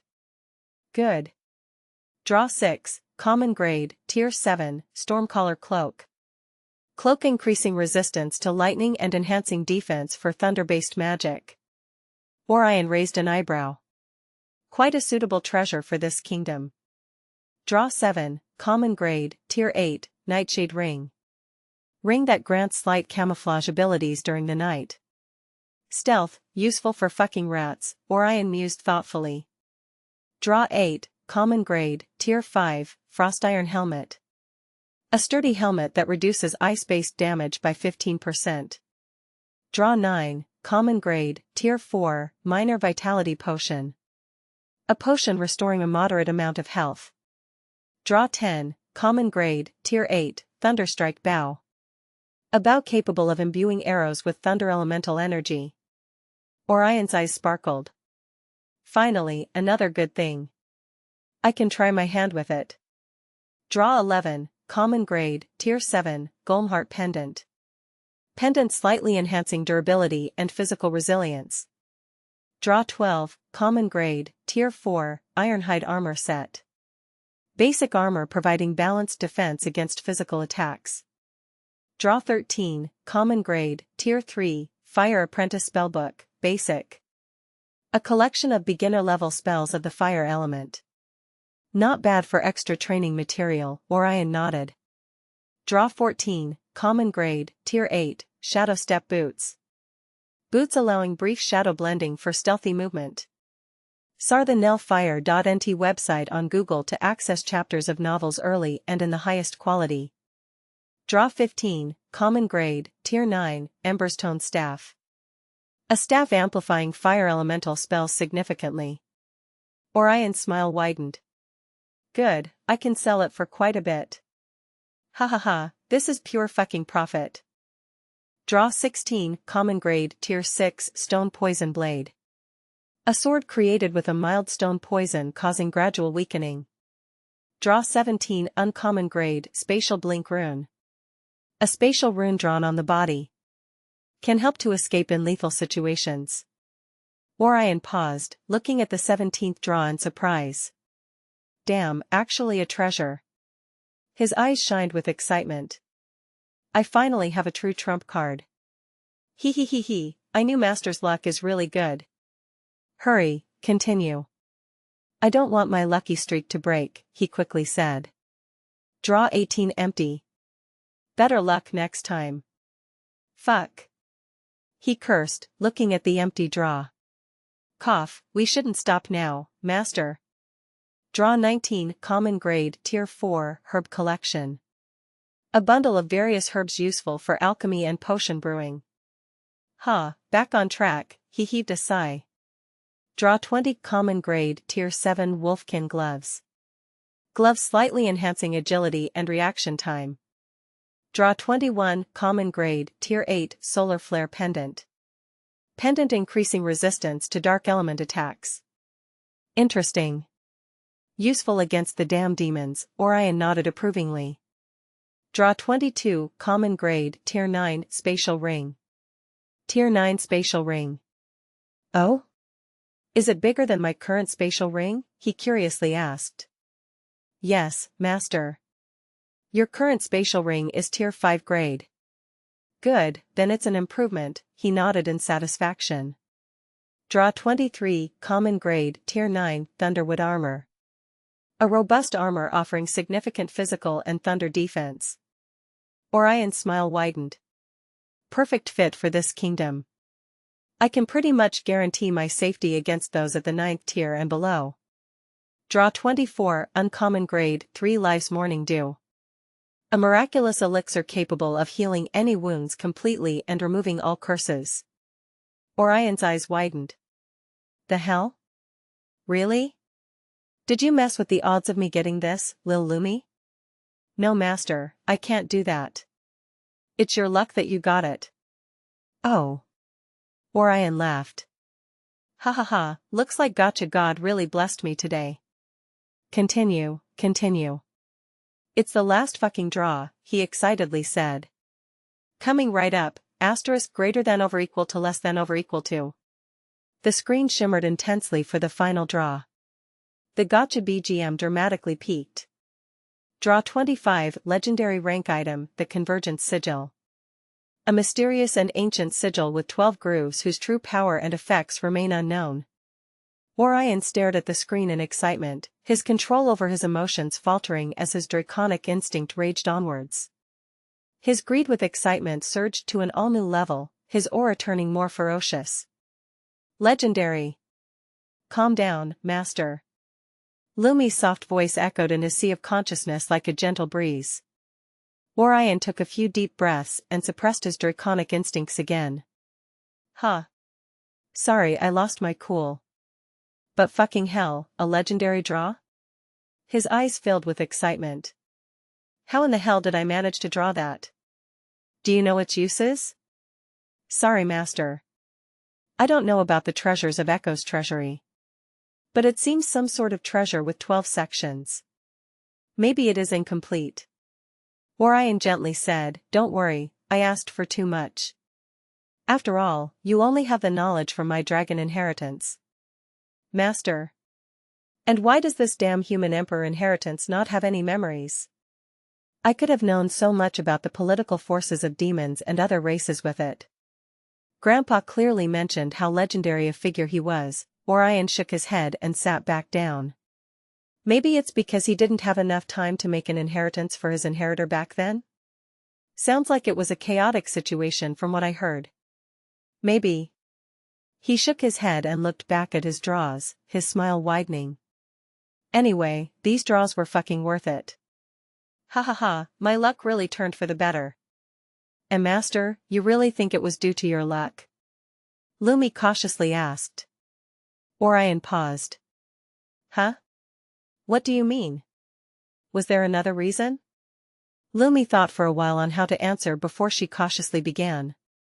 The thing is, master, the system points you get for completing quests are special. They have higher value with better chances of gaining treasures. That's why you only drew a single empty draw. Orion stared at the screen with a blank look on his face. Then why were you hyping me up saying my luck is good today? Cough, that was to make you happy, master. You were so excited, I just couldn't pour cold water on it at that time, Omega. HAAA, you have dashed my hope of reaching the peak with gambling alone. Orion dropped back on the bed, dashing his dream of farming mana crystals and gaining limitless treasures. Sir the novel_fire.at website on Google to access chapters of novels early and in the highest quality. Where did you put the treasures? I don't think my inventory has enough space for them all. He asked after resting for a moment. They are in the high-grade spatial ring, Master. Orion nodded his head. Well, I should organize the inventory, he said and sat back up. Show me my inventory. He first decided to look at what he got. Inventory, 5 out of 10. Damaged world tree seed. Strange stone. Minus 600 tons of meat. Bonesteel sword, high-grade treasure. Moonberry X9 983, common grade. Only got 5 slots huh? He rubbed his chin and looked at the draws he made. Put. Thunderstrike bow, Emberstone staff, spatial blink rune, 3 lives morning dew, and the Convergence sigil inside the inventory. He decided on the main treasures that he had drawn from the gacha this time. On it, Master. Ding. Inventory sorted. Inventory, 10 out of 10. Damaged world tree seed, supreme grade. Strange stone, unknown grade. Minus 600 tons of meat, common grade. Bonesteel sword, high-grade treasure / tier 9. Moonberry X9 983, common grade. Thunderstrike bow, common grade / tier 8. Emberstone staff, common grade / tier 9. Spatial blink rune, uncommon grade. - 3 lives morning dew, uncommon grade. Convergence sigil, legendary grade. Now this is much better. Let me see what the Convergence sigil looks like. Make sure no aura leaks from the treasure, Lumi, he said while taking out the treasure from the inventory. Orion's hand tightened instinctively as the Convergence sigil emerged from the void of his inventory, hovering slightly above his palm, untouched by gravity. A slow, low hum filled the room, like the heartbeat of a distant star, resonating with the very fabric of reality. Yet it released no aura, as if time had stilled for it. His eyes widened. It was beautiful. But terrifying. The sigil was a perfect obsidian disc, about the size of his palm, but its surface shifted like liquid metal, flickering between black and gray, colors he instinctively associated with space and time. Around its outer rim were 12 evenly spaced grooves, each glowing faintly with a different intricate rune. Looking at them gave the feeling as if gazing at trillions of ants crawling at a single point. At the very center of the disc was nothing but darkness, yet he felt that if he tried to penetrate it with his mortal body, he would be nothing more than dead meat. He took a deep breath and carefully observed it all over, looking for any clue how to use it. It felt incomplete yet complete, contradicting in itself. Lumi, do you have any idea what this can do? He asked again. Lumi ruminated for a second. I don't have any idea, Master. Orion nodded his head and carefully placed it back inside the inventory. That was something else, so that's what such high-level treasures feel like. He heaved a sigh and dropped back on the bed. He looked at the inventory for some time while lying down. Damaged world tree seed, how am I supposed to grow a fucking world tree with a damaged seed in this world? He shook his head. Staring at the screen, he decided to look at the strange stone. He pulled it out of the inventory, and no natural phenomenon followed after it. There was no intense pressure, no majestic feeling, no visible aura, just a plain stone with crude markings on it. Yet his eyes suddenly widened as he felt the stone resonate with something inside of him, yet it was so subtle that he couldn't pinpoint it. Search *theovelfire.net website on Google to access chapters of novels early and in the highest quality. Lumi, did you feel that? He quickly asked. Felt what, Master? She curiously asked back. You didn't feel the stone resonate with me just now? He quickly asked as his heartbeat sped up. No, nothing like that, Master. Lumi replied in confusion. Orion stopped talking with her and seriously looked at the stone in his hand. He tried to connect or resonate with it once again, however, the feeling was already gone. He didn't give up and continued trying for a while more before eventually heaving a sigh. He placed it back in his inventory. I will need to know what it resonated with. It's something that even Echo wasn't able to understand. It has the potential to become my strongest strength, or my straight downfall, he inwardly thought. He knew full well the risks such unknown treasures held, yet due to its sheer potential, he couldn't just discard it. Shaking his head, he looked at the inventory again and took out some moonberry to eat. While chewing on it he said, Lumi, don't elves love these moonberries? Would Seraph like it if I gave it to her? She will definitely like it, master, if she accepts it. Orion nodded his head and threw another berry inside his mouth while browsing the rest of his inventory. Well, I should go to the academy tomorrow, let's see what interesting things I can learn. Hee, let me motivate you, master. Ding. New quest available. Quest, to the academy. Description, make a name for yourself as a genius at the academy test. Objective 1, shock the fellow students, 50 SP. Objective 2, shock the teachers, 50 SP. Objective 3, shock the academy dean, 50 SP. Time limit, until the academy test. Orion speechlessly stared at the screen. I know it's technically not mandatory. But come on.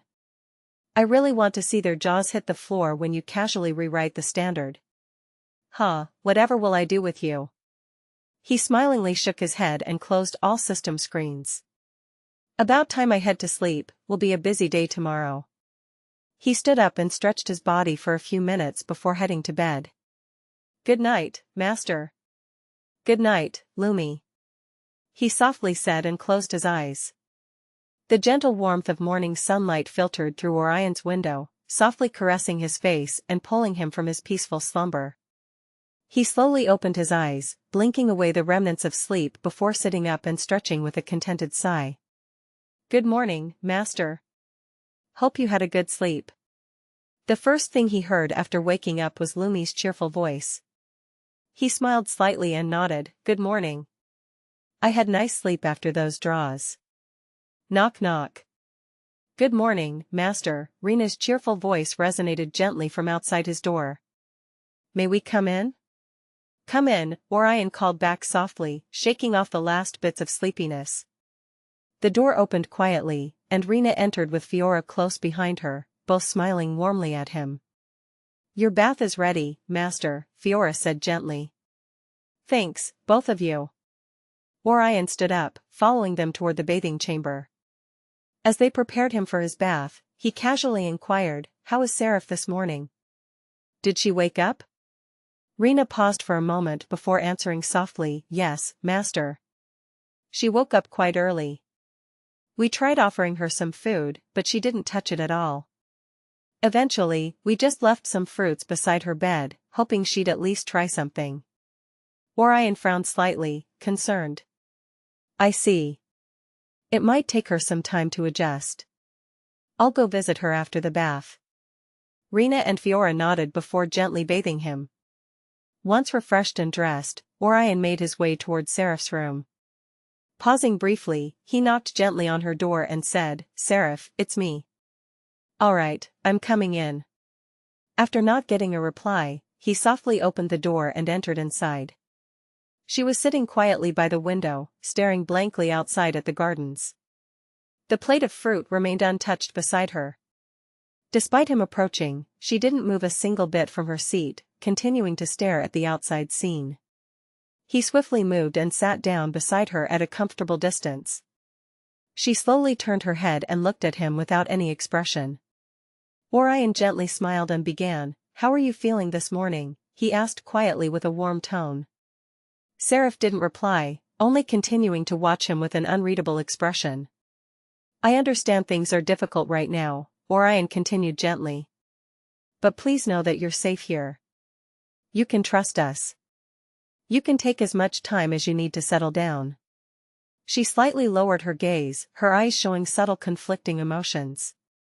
Orion took this small reaction as progress and softly encouraged her, if you feel up to it later, perhaps we can explore the garden together? Fresh air might do you good. Yet he did not receive any response, however, this didn't discourage him as he had expected it. Not wanting to overstay his visit, he slowly stood up. Well, at least eat something. Otherwise, for whatever reason you held on for so long would be wasted. He slowly said and turned around, exiting her room. Seraph stared, looking in the direction of his fading back before looking at the fruits. Yet she didn't reach for them, instead turned back to look at the outside world. After leaving Seraph's room, Orion joined his grandparents in the dining hall for breakfast. Eldric greeted him with a knowing smile. All set for the academy, lad? Orion nodded confidently. Definitely. I've been waiting for this. Good, Eldric chuckled, sipping his tea thoughtfully. I'd suggest taking Edgar and Lucan along with you today. Selene and I showing up at the academy personally would only cause unnecessary chaos. Selene smiled warmly. Indeed. You wouldn't want every noble child crowding around you on your first day. Let them discover your talents slowly. Orion laughed softly. I suppose you're right. Uncle Edgar and Uncle Lucan will be enough. I'm sure they can handle most things smoothly. Breakfast continued in a relaxed atmosphere, filled with idle chatter and the occasional playful teasing from Eldric. Once finished, Orion excused himself, preparing to leave for the academy. Edgar and Lucan were already waiting outside, the carriage ready. Lucan greeted him cheerfully, ready for your big day, young master? More than ready, Orion responded confidently, climbing into the carriage. Let's see what this academy has to offer. Edgar chuckled, you definitely won't be disappointed, young master. Just wait and see. Indeed, young master, the academy got top-notch beauties from all around the kingdom. You definitely won't be disappointed. Lucan winked from behind the window. Orion laughed and said, ha ha ha, then I can't wait to go there, hurry up now. Edgar smiled, you should prepare yourself for the test, master. It only happens for a week each year. Master timed it right to reach this place. It's the 6th day now, it should be quite crowded. Then it would be quite a spectacle to watch it. He smiled and relaxed comfortably into the carriage seat, gently tapping his fingers against his thigh as he turned his head to stare out the window, watching Stormspire City's bustling streets pass by. Uncle Lucan, Uncle Edgar, Orion began thoughtfully, what exactly is this academy like? I know it's prestigious, but are there any specific things I should watch out for during the test? Lucan chuckled from the driver's seat, driving skillfully through the streets. Young master, the Thunderhall Academy is also called Thunder Peak Royal Academy due to how many nobles there are. And it is the best in the entire kingdom. It attracts talented youngsters from all noble families and even gifted commoners. Competition there is fierce, especially during the entrance tests, but it only gets tougher from there. Edgar nodded in agreement, sitting opposite Orion with a calm smile.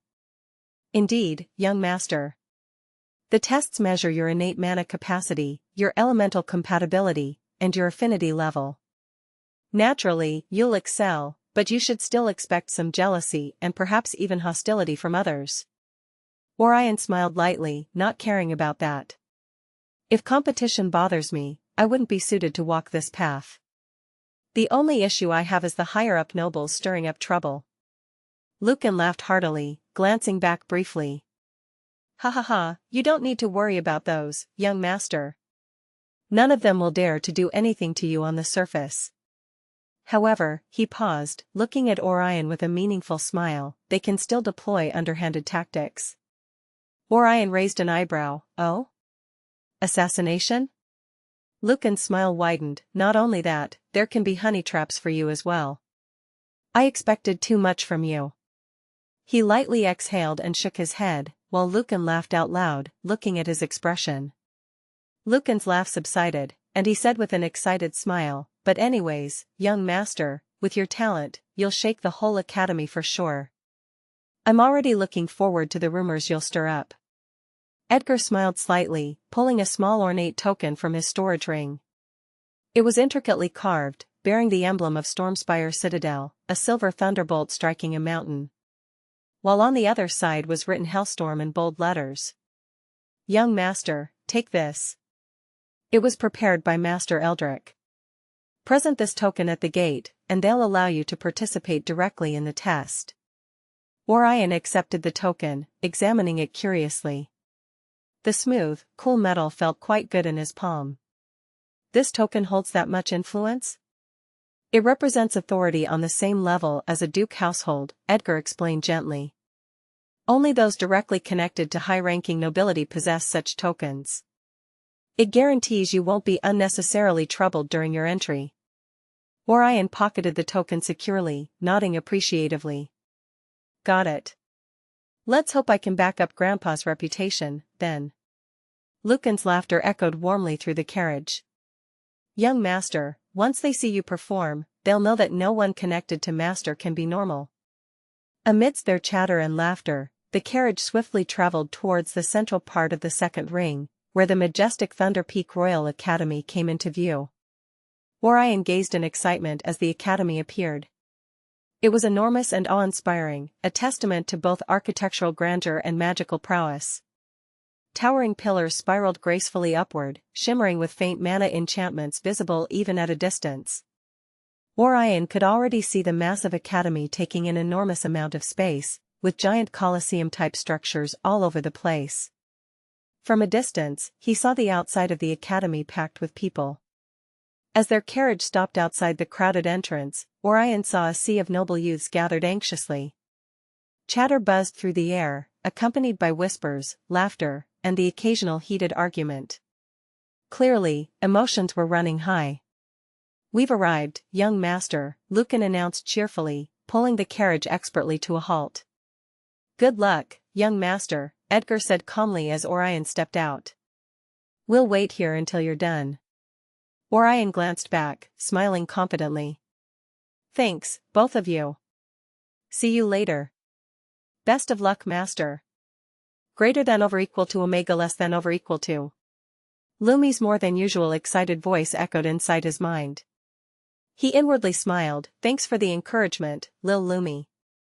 Search *the novel _fire. At website on Google to access chapters of novels early and in the highest quality. Turning back towards the crowd, he took a deep breath before walking forward. The extra crowd parted ways looking at his demeanor. Despite not being born in nobility or even living like a noble for long, his 3 emperor lineages gave him an aura greater than the vast majority of living beings can hope to achieve in their entire lives. The older generation looked at him with curious eyes, wondering where such a fine young man came from. While the younger generation eyed him warily, no one was happy with gaining another tough competitor for the few spots they get each year for academic admission. While the noble ladies looked at him with appreciative eyes, his aura seemed to be captivating their hearts with its mere presence. However, Orion ignored all of it and approached the academy gates. There, he saw a teacher standing, an elderly man with a stern expression on his face, carefully checking each student's token before he allowed them entry. Next, the teacher called out sternly as Orion approached. Good morning, Orion greeted politely, handing the ornate token to the instructor. The teacher took a good look at him before glancing at the token casually. However, his eyes widened suddenly as he recognized the level of the token he had gotten, his expression quickly turning from shocked to surprised. He glanced between the token and Orion several times before recovering his composure and coughing discreetly. Ahem, welcome to Thunderhall Academy, the teacher said with a hint of respect in his tone, returning the token swiftly with a slight nod of acknowledgement. You may proceed directly inside. Thank you, Orion replied courteously, slipping the token back into his pocket before walking through the towering gates. Behind him, whispers grew louder and more animated as the surrounding nobles attempted to discern his identity. As Orion stepped past the towering enchanted gates, he felt the mana density in the air sharply rising.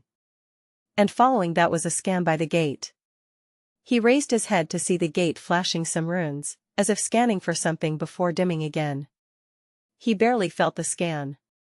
Just a soft tingling across his skin, like static brushing against his arm. He frowned, no one would like it if they are scanned by an unknown treasure without their consent. However, since he couldn't do anything about it, he just shook his head and continued forward. The inside of the academy was even more breathtaking than what he had seen from the outside. The entire stone pathways curving around the green garden seemed to be made out of polished jade, with inscriptions written all over them. At the center of the garden was a fountain surging with mana-infused water, making the surrounding greenery even healthier. He also saw quite a few mana beasts lying around the campus, some even weaker than him, while some whose aura he couldn't even fathom. Damn, is this what a top-tier academy feels like? Of course, Master won't know, you only went to the local academy in your city. Orion couldn't even rebut it as he decided to wisely shut up and look around the place. Everywhere he saw was a wonder for his eyes. A faculty member dressed in azure and silver robes noticed him enter. The middle-aged woman held a book with a crystal embedded on its cover and wore a simple circlet that pulsed with soft mana. "You there, student," she called out politely. "Show me your testing token, please." Orion nodded and handed it over without a word. The moment she scanned the runes etched onto the token, her demeanor subtly changed, it became a little more polite and friendly. "Ah. You're the one recommended through House Hellstorm's token." She nodded with a slight smile. "You should hurry to take the test. Follow this corridor straight ahead until you see a large dome-shaped testing arena. Someone will guide you further from there." "Thank you," Orion responded calmly. As he walked forward, he continued to enjoy the peace and serenity of the place. Banners with the elemental symbols of flame, frost, lightning, earth, wind, and more hung on the high wall while fluttering without any wind. Eventually, the corridor ended as he reached an open area with an enormous circular plaza surrounded by stadium seating. Inside, applicants had already gathered with hopeful expressions, standing nervously or chatting to ease the tension. At the far side of the arena, a semicircular podium rose slightly above the testing floor. Several instructors and examiners were already sitting there, each exuding a strong presence. Behind them floated dozens of glowing crystal spheres, likely enchanted artifacts to record test data. Down on the main floor, a row of examinees stood before one of the testing stations, a raised circular platform carved with dense runic patterns. At its center floated a translucent crystal orb, a mana assessment core. Surrounding it were 3 brass rings suspended in air, each etched with dense formation runes. As each candidate stepped forward, the orb and its rings glowed softly and responded based on the individual's mana output and channels. A voice echoed across the testing floor as one of the examiners called, "Next candidate, step forward and place your palm on the assessment core." A girl with fiery red hair stepped forward nervously. She pressed her hand against the crystal orb. The rings began spinning slowly, first 1, then 2. Candidate, Gisela Merowand. Mana channels, 3. Mana capacity, intermediate rank. Tier 2 fire affinity. The crowd murmured approvingly. A noble with 3 vessels and an intermediate capacity? That was a solid foundation for most nobles. She's from House Merowand after all, no surprise she got that, someone muttered. Another stepped forward. Search * the Oval Fire. At website on Google to access chapters of novels early and in the highest quality. Candidate, Boris R. Kelm. Mana vessels, 2. Mana capacity, low rank. Tier 1 earth affinity. The murmurs were more subtle this time. Orion observed quietly, arms folded behind his back. "Master, this is interesting. You can really see how varied everyone's foundations are." Indeed, Orion mused inwardly. It gives me a clearer idea of what passes as average and what stands out in this kingdom. Can you tweak the results? I don't want to expose the full extent of my potential. You want to hide your powers, Master? Sigma, winky face. Of course not. But there is no need to expose my full potential here when a little is already enough to surpass all of them. He inwardly smirked. I can do that.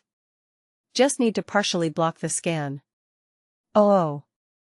Good, then listen, show my affinity at Tier 5 for light, and Tier 4 for both thunder and wood element.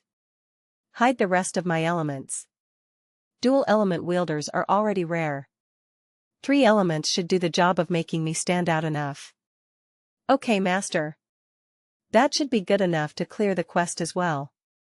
He slowly nodded his head and continued looking at the test.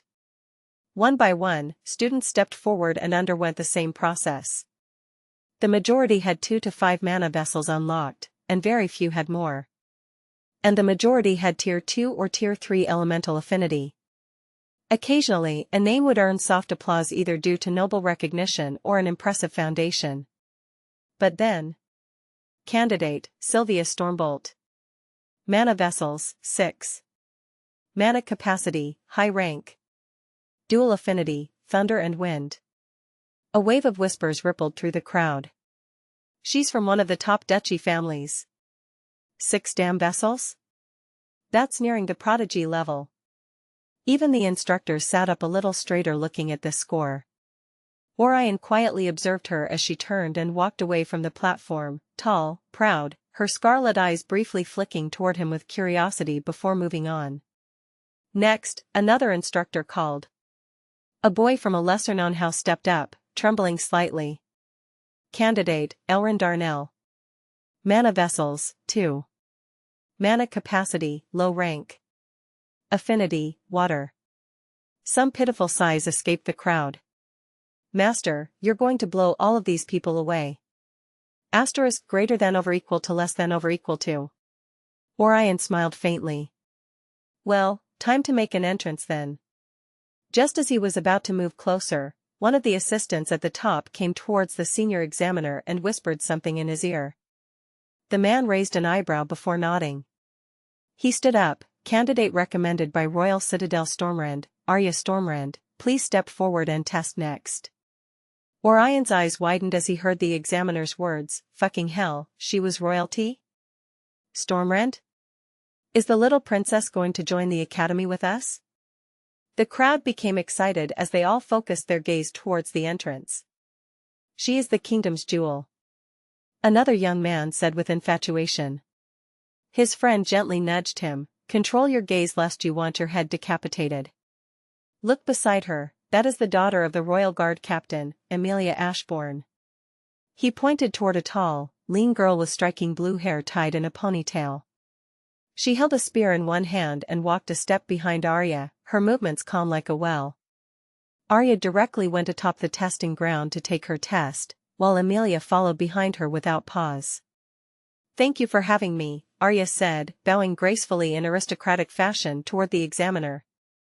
The examiner nodded his head politely. The pleasure is all mine, princess. Please proceed, he respectfully said while gesturing towards the orb. Arya nodded her head and moved towards the orb, ignoring the gathered crowd. She is acting completely different here, no longer that meek girl huh? Orion quietly muttered to himself. Master. She is stealing your spotlight. Degree. He inwardly chuckled, don't worry, if she can then good for her. Though, doing that is pretty hard. The crowd began whispering and discussing how high her talent would be. Amelia looked towards Arya with fanatical eyes, eagerly looking forward to her results. Arya took a deep breath and moved her hand closer to the orb. Before her hand could even reach it, the orb began to glow subtly. She didn't hesitate further and placed her hand on the glowing orb. Boom! The orb glowed with dual colors, intermixing both a crackling purple and holy white as the crowd felt a sudden pressure on their very foundation. The rings surrounding the orb began to light up as if exploding. 1, 2, 3. The crowd held their breath, witnessing the birth of a talent worthy of leading an entire kingdom. 4, 5, 6. Even Orion's gaze turned serious looking at the increasing number of mana channels she had opened. Goodness, she truly is royalty, he silently thought to himself. Everyone's breath halted as they saw the light spread from the 6th ring to the next. Boom! The spread of dual colors finally claimed the 7th ring before halting, making it clear she had opened 7 mana channels during her awakening. The ring slowly stabilized and glowed with a pure white lotus symbol, marking her light affinity. One of the assessors who was waiting for her results excitedly announced, Lady Arya has opened 7 mana vessels. Capacity, peak. Affinity, Tier 4 light and Tier 4 thunder. The entire crowd buzzed with fervent discussion. No one had expected the princess to have such a monstrous foundation and potential. Even in the history of the entire Thunder Peak Kingdom, only a scant few stood on equal footing with her. Holy shit, she was that talented? Orion himself was shocked. Change of plans, Lil Lumi, I can't make a worse impression on the crowd, right? Dual element users are becoming fucking common now. Yes. Finally, you get it, Master. Oh, it's time to unleash your full potential and let the peasants know who the true genius here is. Sia the Nelfire.nt website on Google to access chapters of novels early and in the highest quality. Orion's lips twitched. No need to go so far, listen here, you will do. He quickly told her what he needed to do. Are you sure, Master? You had told Grandpa Eldric and Grandma Selene that you would only reveal your fire and light element in front of others. Orion's lips twitched. They told me dual affinity users are rare, but they are fucking everywhere here. And since there are dual affinity users in this kingdom alone, then according to the usual trope, there will be 3 affinity users in the empires. I must stay above them. That's true. It is easier to convince the crowd that I'm a naturally gifted genius than to convince them that I gained an affinity later. I don't want assassins after my ass just to know how I learned an affinity. He inwardly exhaled. But won't they be after your ass regardless due to your talent? Orion shook his head. You don't understand, they will only be after me to kill me, so a genius like me won't become strong. However, I will still have the support of this kingdom and other factions with whom I will form relations later. But if it's a topic about affinity gaining, then no one would want to help me, everyone will be after my secret of gaining affinity.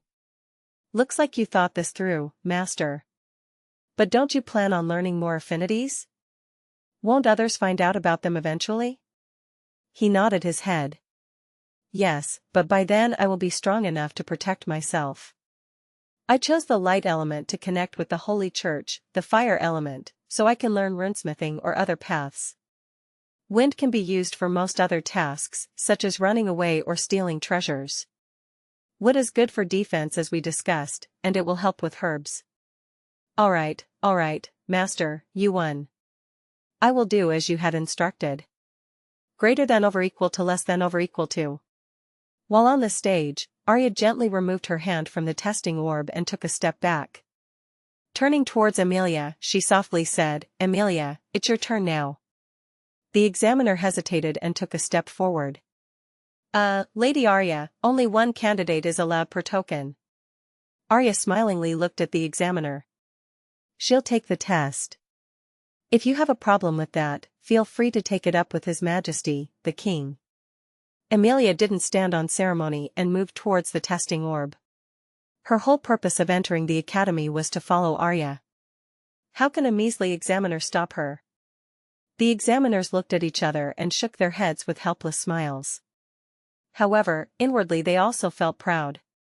They were testing the princess on behalf of the dean. They wanted to see if she was worthy of the throne or not. And so far, she had proved herself quite capable. The other nobles also quietly assessed her demeanor. However, Amelia didn't bother with any of this and took a deep breath before extending her hand towards the testing orb. Softly placing her hand, the orb sent a gentle stream of mana inside her body before it began to glow. The surrounding chatter died down as everyone focused on her results. After all, she might have been overshadowed by the presence of Arya, but she herself was an apex genius of her generation and belonged to a family with nearly as much influence as the Duke House. The orb once again flared with dual colors. Everyone speechlessly looked at each other. Fucking hell, are dual elements so common nowadays? Orion cursed under his breath.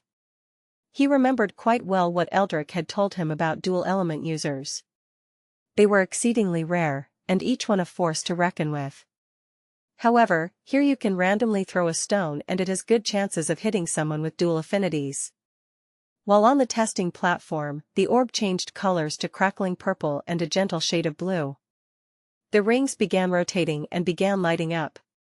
1, 2, 3. 4. The crowd's excitement surged again. The more talents there were in a kingdom, the better it would be for them from a political point of view. While those from the top noble houses looked at her with caution, fully realizing a new rival had come here. The glowing started to slow as the fifth lit up with brilliant purple and blue colors, but that wasn't the end of it as it slowly inched towards the sixth ring and lit it up. The crowd loudly cheered as their academy gained another top-tier genius. However, a few people weren't all too happy about gaining another tough candidate. The orb and the ring stabilized, and an image of a rainy thundercloud appeared in it. The examiner smiled and announced the results. Candidate Amelia Ashbourne. Mana vessels, 6.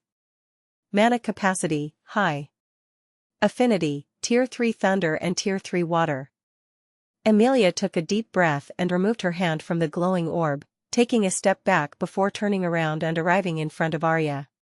She bowed and said, "Thankfully, I didn't embarrass you, Lady Arya." Arya, for the first time, gently smiled. "You did more than well enough. Rise." The entire crowd's heart melted at her gentle smile. However, the examiners weren't in any mood to enjoy the scene. "Cough, Lady Arya, candidate Amelia, if you will, please step off the platform. The test is ongoing."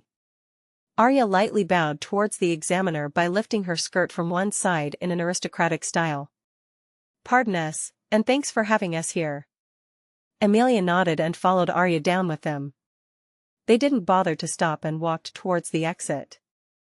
Chapter 77, Monstrous Genius. The examiner shook his head with a chuckle and continued the test. However, before he could call the next person, an assistant came and whispered something in his ear.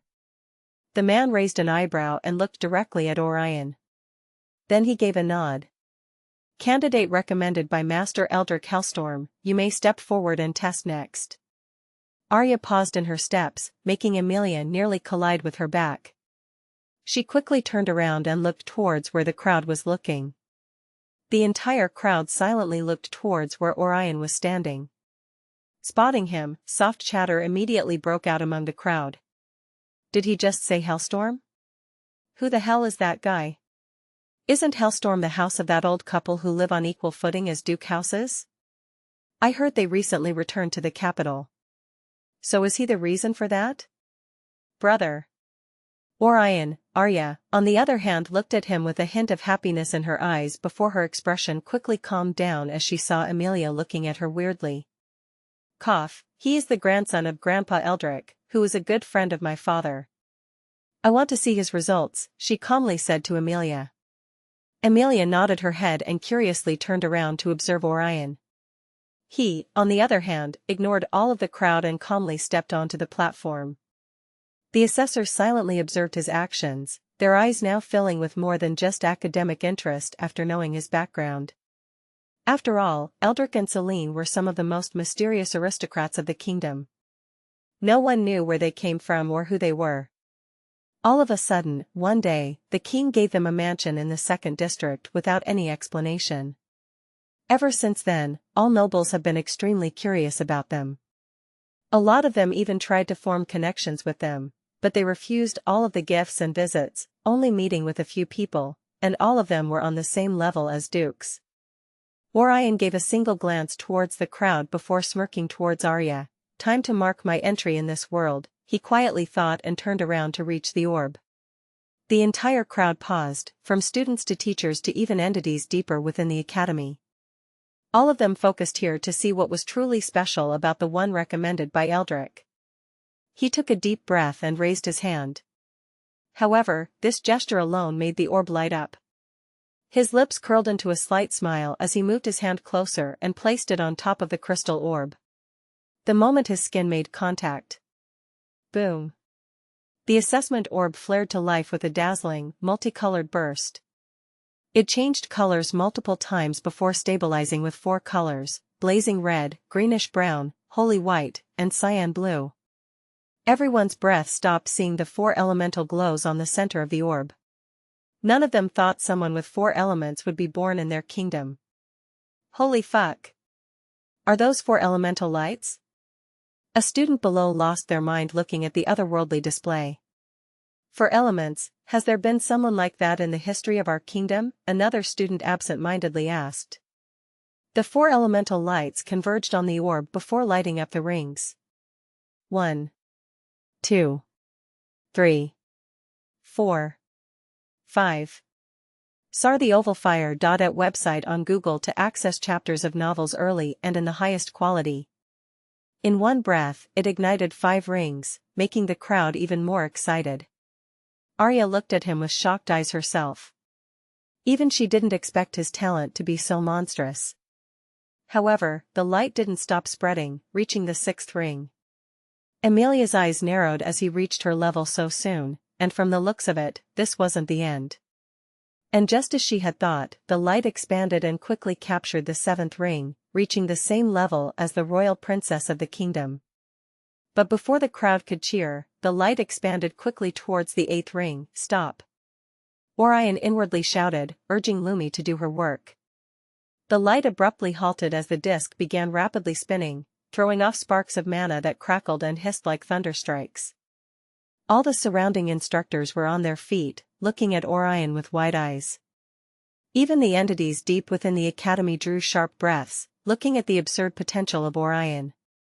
However, before anyone could speak, a golden light emerged from the central orb, engulfing the whole testing platform in radiant glow. The rings stabilized, then slowly rotated, each now etched with glowing dragon-like symbols. One of the assessors stood frozen, then nearly stuttered out, "See candidate. Orion Hellstorm. Mana vessels, 8. Mana capacity, Supreme Tier. Affinity, Tier 5 Light and Fire Affinity and Tier 4 Wood and Wind Affinity. Please, step off the platform." Orion calmly turned around and descended from the pedestal without speaking a word. The entire arena had gone dead silent. "Ah, the protagonist treatment, I fucking love this," he inwardly thought with a smile as he descended from the pedestal and stood back in his spot. The arena remained eerily silent for a heartbeat.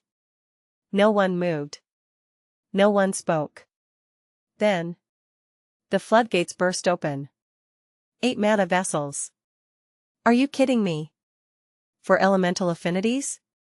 That's not a genius, that's a monster. Did you see the golden glow? What the hell was that light? Holy shit, our kingdom didn't gain a treasure but a whole fucking treasury with him, a crass young noble said with shining eyes looking at Orion. Most of the common nobles were once again rather happy to have such a talent.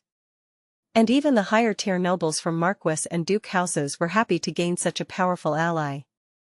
After all, the Hellstorm house didn't have any political power here and neither had they ever tried to enter someone's territory. So all nobles were rather happy with this mysterious bunch. While the discussion continued among the nobles, a young girl clutched her fan tightly with wide eyes as she remembered what she saw. Was that dragon glyphs on the rings? A noble from an earl house muttered to himself, "That's not just a genius, that's a fucking freak. An absolute monster among monsters." Meanwhile, the instructors whispered among themselves at the podium. "He surpassed the princess," an assistant murmured under his breath.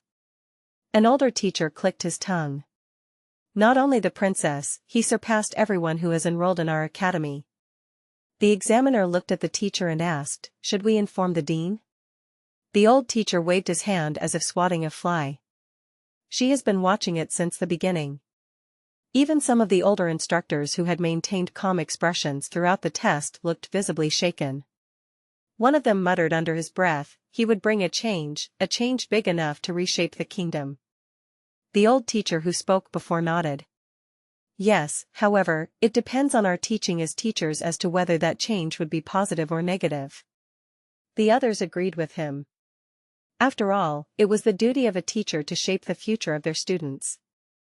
Further back in the crowd, some envious youths clenched their fists tightly. Let's see how long that arrogance lasts in real combat. TCH, he's nothing but a spoiled brat with immense potential. Even he realized how absurd his words were at the end. He lightly exhaled and felt defeated inside. However, not all were idiots. There were some calm people who saw Orion's bearing. He truly is something else. With such potential, even the empires might be interested in him. Might? It's only a matter of time until they invite him there.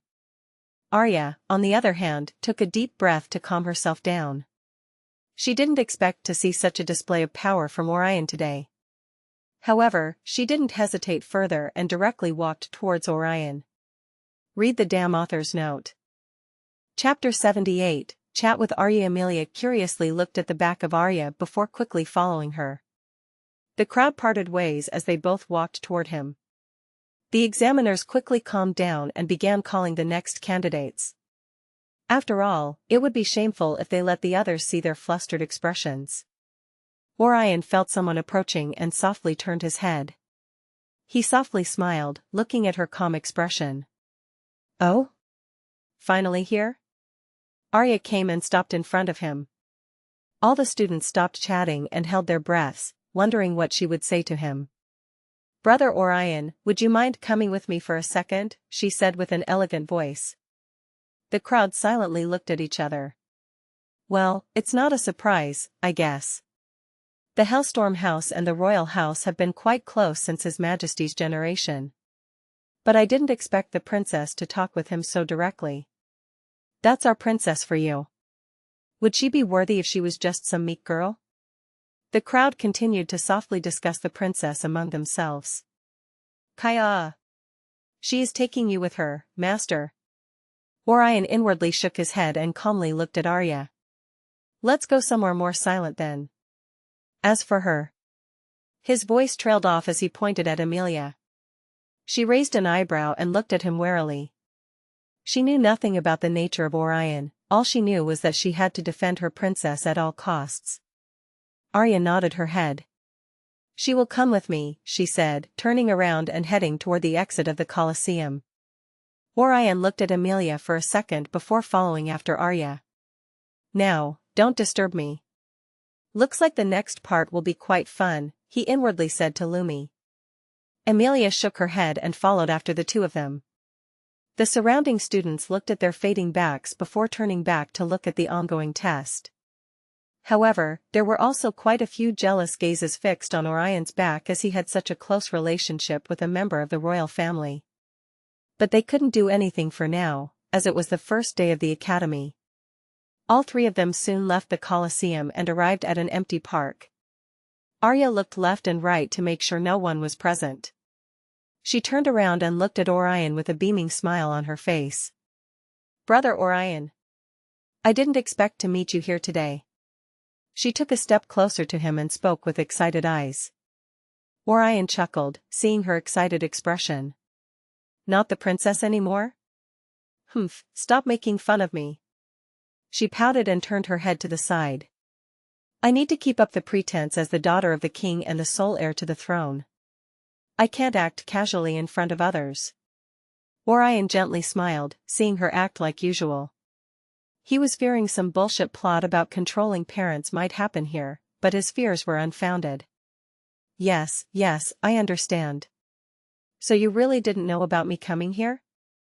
She turned her head back and nodded. Yes. Mother and father didn't even tell me anything and just said to go join the academy. He softly chuckled, hearing her words.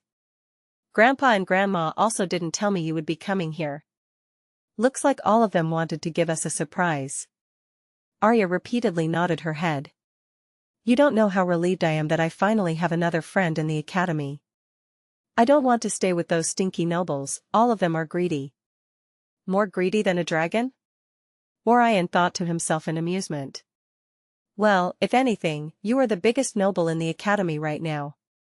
Humph, I'm not a nobility, she puffed her chest out and proudly said, I'm royalty.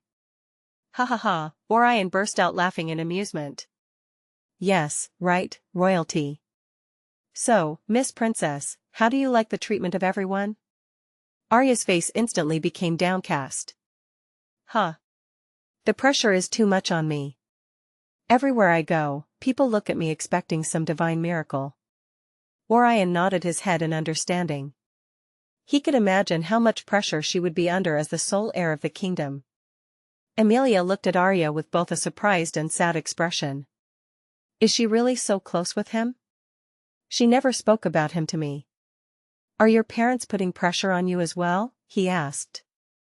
Arya's face blossomed into a smile. Hee, they love me the most. How can they put pressure on me? Orion nodded his head with a smile. That's good news at least. So anyway, Brother Orion, I didn't expect you to be such a monstrous genius. I thought I would be able to surprise you here. But you surpassed my expectations. He chuckled. Well, you certainly surprised me. I didn't expect you to be the royal princess. You didn't even tell me that before. Arya put her hand on her face and softly giggled. That would have ruined the surprise. How could I have done that? Though your surprise was bigger. You have the potential to become the strongest in the entire kingdom or even beyond. I would need at least that much if I want to keep up with your royal highness, right? He smirked and said. Arya softly smiled and motioned at her back. She is Amelia, my personal bodyguard and my only good friend. You should get to know each other. I feel like you will spend a lot of time together. Orion finally took a good look at her. She had azure blue hair and dazzling blue eyes with a spear in her hand. She looked at him curiously and nodded her head in greeting. He nodded back and turned to look at Arya. Does she not have a storage ring? Why does she keep that spear with her? He curiously asked. Amelia's eyebrow twitched hearing his question, but she didn't say anything while Arya giggled. Nothing like that. She stopped laughing and softly explained, she has her own storage ring, but she loves her spear so much that she keeps it with her all the time. She is quite a genius in the spear arts. Orion nodded his head. So she is one of those fanatics who love their weapons. Anyway, now that we are here, let's go and explore the academy. The three of us can just skip the remaining test with our current scores, Arya happily said. Orion raised an eyebrow. You sure? I don't mind flexing a bit more there. Master, the mission was already completed. I didn't give the notification due to her. Oh? How many objectives did I finish? He quickly asked. Of course all 3 of them. You cleared the quest when you showed off your 4 elements. He nodded his head. Good, I don't need to extend my head needlessly for others to take aim. Yes, Brother Orion, she softly said with a mischievous smile on her face. I'm sure. After all, would they dare to fail the royal princess, her royal bodyguard, and one of the most talented students in the history of the academy? Sar the novel, ir.net website on Google to access chapters of novels early and in the highest quality. Orion chuckled and nodded. He was sure none of the teachers or even the dean would refuse a student as top tier as him. However, on the other hand, Amelia looked at Orion warily. He has gotten far too close far too quickly with the princess. He doesn't have any other intention, right? Her spear softly hummed. I can sense great power within him. It would be unwise to make an enemy out of him. She narrowed her eyes, looking at his laughing face with the princess. I need to make sure he isn't a threat to the princess. Even if I have to sacrifice. Whoa, stop there. I don't sense malice from him, so at least you won't die. The spear's voice seemed to be that of a middle-aged woman. Really, I dominated the mainland for hundreds of years only to end up becoming this damn toothpick. Amelia paused her thoughts. I still need to verify it myself. Orion and Arya began to walk toward the main building of the academy. This is really like a divine kingdom. I didn't expect the academy to be so majestic, Orion heaved a sigh, looking at all the amazing scenes. Not only were there a lot of floating platforms, he could also see many places for training or growing herbs. Basically, there were all kinds of facilities present here. This academy is as old as our kingdom, Brother Orion. Or it might be even older. We only have records dating back to our kingdom's founding, she said. Orion nodded his head and looked around for a while, but just then he remembered the weird sensation he had felt during his entry into the academy. He decided to inquire about that from Arya. Oh, by the way, do you know what I felt while entering the academy? I felt as if something scanned my entire body. Arya's expression turned serious. Yes, Brother Orion. That device was put in place to find out the spies hidden within our race. We can't take risks and let them enter the core area of our kingdom where geniuses gather. Orion raised an eyebrow. He had expected something similar, but he didn't think the guess would be so close to the mark. Are there other places with that device? He asked. Arya thought for a second. Most of the major establishments in the kingdom have those devices. Especially those areas in the second ring. All of them are fortified with the latest devices to catch those demons. Chapter 79, Elemental Freak. Orion rubbed his chin. How many demons have they caught by now? Arya lightly exhaled, more than what we would have liked. They spawn like lotuses and never end no matter how many we kill. Orion softly shook his head and decided to change the topic. So anyways, since when can we start the classes? The test seems to be ongoing. Arya giggled softly. Already can't wait for the classes? We still need to wait 2 more days. The test will continue till tomorrow. Then they will take a day to compile everyone's results. Then on the 3rd day, there will be a ceremony for all the new students. He looked at her speechlessly, making her softly laugh. Hee, did you think there wouldn't be anything like that just because it's a royal academy? Well then we should head back home, it's already past afternoon. He looked towards the sky to see the sun slowly lowering down. Arya nodded her head. I should head back home as well. I can't wait to tell father and mother about you, they will be so happy for you. Orion chuckled at her words and took a glance at Amelia's spear. Ever since she arrived, he had been getting a feeling as if the spear was staring at him. Nice spear you got there, he lightly commented, seeing her silently stare at him. She narrowed her eyes at him and directly said, it's a family heirloom. Yeah, just an old rusty spear collecting dust in an idiot's family. A sarcastic voice came out from the spear directly into Amelia's hand. She tightened her grip and ignored its words. Arya took a look at the spear. That spear has been with the Ashbourne family for a long time. Each generation's heir wields it. It has a larger, richer history than some of the nobles. She lightly giggled at the end of her words. He speechlessly took a look at her. Why do you always take a jab at nobles? She stuck her tongue out at him and walked back to Amelia. 'Cause I don't like them. He shook his head as he saw the 2 of them walking away, their backs finally fading after a while. Now, it's just me again. He stretched his hands. Show me the rewards, Lil Lumi. What did I get this time? Ding. Ding. Quest completed, to the academy. Congratulations, master. Greater than over equal to less than over equal to. You have successfully shocked all the students, teachers, and the dean of the academy. Reward, plus 150 SP awarded. Perfect completion bonus, plus 50 SP awarded. Total reward, plus 200 SP, CTH Novelfire. Any *T website on Google to access chapters of novels early and in the highest quality.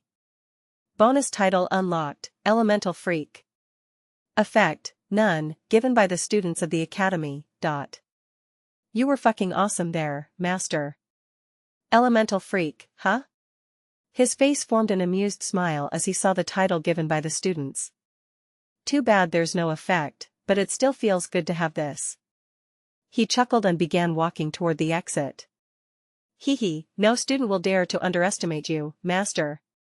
They all will bow before you when you become stronger. Greater than over equal to less than over equal to. He speechlessly stared at the screen, wondering if she was his ally or enemy. You just want to paint a target on my back, huh? Noo. Can't I even be excited for my master? He inwardly smiled seeing her cute reaction, but he still said, don't lie to me, I know you just want to see the world burn. Both of them continued to bicker back and forth while walking through the academy grounds. He decided to explore the place a bit before heading back, since there was nothing important for him to do at home. And he needed to get back home a little late to do something. A lot of students recognized him and pointed fingers at him, whispering about his absurd talent and his close relationship with the princess. He didn't mind anything and just continued the stroll. At the highest point of the Thunderhall Royal Academy, hidden within the clouds, stood an abode. The Sky Pavilion, as it was called, was a place few had ever seen, fewer still had stepped inside. Cloaked in a thin veil of clouds and ancient formation arrays, it hovered above the academy like a silent guardian. Accessible only to a select few through teleportation sigils or to those with the ability to fly, it was the personal sanctum of the academy's dean. The pavilion's outer structure appeared to be carved from storm-forged obsidian, inlaid with silver veins that pulsed faintly with lightning essence. At first glance, it looked like a simple sky mansion, elegant but modest. But those with sufficient perception would feel the crushing weight of countless arrays and traps etched into every inch of it. Space itself trembled faintly around the edges. This was no ordinary building, but a legacy structure from a forgotten era. Inside, the Sky Pavilion was far from luxurious. It was quiet, almost like a monk's abode. There was a small garden of silvergrass and thunderbloom lotuses that hummed with mana pulses, and a still pond reflecting the stormy skies above. A single floating orb that was called the Academy Eye hovered at the center of the inner chamber, projecting visions from every corner of the campus. From the entrance gates to the deepest training grounds, nothing escaped its sight, except the private training grounds. As the dean of the academy, it was beneath her to spy on the secrets of her students. And beneath the orb sat a woman. Young, yet old. Strong, yet weak. It was a contrasting existence that seemed to distort the space around her. Her long silver-blue robe shimmered faintly, reflecting lightning from the storm above. Her eyes, sharp as twin thunderbolts, were half-closed as she sipped tea from a cracked jade cup. She was the dean of Thunderhall Royal Academy. And at this very moment, her eyes opened slightly wider. "Elemental freak, huh," she muttered, letting the words linger in the air. "How many thousands of years has it been since someone with 4 elemental affinities has been born? Or has there even been one with 4 elemental affinities?" She raised one finger, and the academy eye shifted, projecting Orion's face mid-laugh as he inwardly bickered with Lumi, walking across the courtyard like any other student. Is he crazy? Why is he laughing and chuckling to himself? Or... She closed her eyes and thought for some time. Does he have some treasure with consciousness? That would make more sense. She then focused her gaze as runes flashed in her eyes, looking deeply toward Orion. However, suddenly, he turned his head and gazed straight into the academy's eye. Her breath caught as their gazes aligned. No, locked. In that single instant, the entire projection fizzled. The eye blinked, shattering the connection then and there. Anyone else would have only seen his confused face turning toward the academy's eye, however, the dean saw more. She saw a juggernaut of a monster in that human body. Was that the manifestation of his potential? She frowned and thought long and hard. I don't sense any demonic presence on him, and he seemed a pure human. After a while, she shook her head and simply whispered, "He will bring change." A storm rumbled far above in the clouds in response. Chapter 80, Then her gaze turned toward the sealed wall behind her, a wall inscribed with the names of the Academy's top 10 historical prodigies. It flickered faintly. Just once. And then the light returned to normal. The dean's lips curled into a faint smile. "Let's see how far you go, brat of the Hellstorm." Outside of the academy, beside a luxurious carriage, stood 2 men, laughing and talking with each other. "So, what did you find about the elf master brought back?" Edgar directly asked Lucan. Lucan rubbed his neck and looked around. "About that, I found the hunter group but there wasn't much info I could find. They only found her unconscious in the forest, and since their vice leader was already injured, they hurriedly came back to the city." Edgar frowned his brows. "This is troublesome. We really can't find anything about the girl?" Lucan leaned over and softly whispered, "We can ask Lady Selene to soul-search the elf." Edgar slapped the back of Lucan's head. "You idiot, do you hate me so much that you want me to get beaten by Lady Selene?" He cursed out loud while pointing at him. Lucan hurriedly stepped back and rubbed the back of his head. Cough, "It was only a suggestion. I'm also quite interested in knowing where she is from." Then we have to wait, or we might never know. As long as young master is safe, it is none of our business where she is from. Edgar shook his head and stood back up straight. Right, young master. Isn't he quite late? It's nearly evening and I thought he would get back soon. Lucan turned back to look at the academy's gates, which were now less crowded compared to earlier in the day. However, there were still carriages of nobles present as they waited for their young masters or young ladies to return. Edgar stroked his beard and thoughtfully said, I think master told me that Lady Arya will also attend the academy. Hearing his words, Lucan raised an eyebrow and weirdly laughed. Senior Edgar, do you think young master Orion is busy with Lady Arya? Edgar's lips twitched. You want a beating today or what? If someone from the royal family heard you, then both our heads will be on the ground.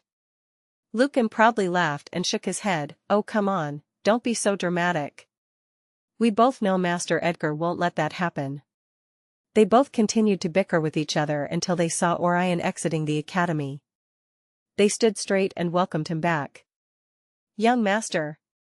I hope your test went well. Edgar welcomed him back with a bow. Lucan quickly followed after him. How can anything go wrong with our young master? I'm sure young master showed those spoiled nobles what true talent looks like. Edgar's lips twitched. Out of all the things in the world, if Lucan was better than him at something, it was bootlicking.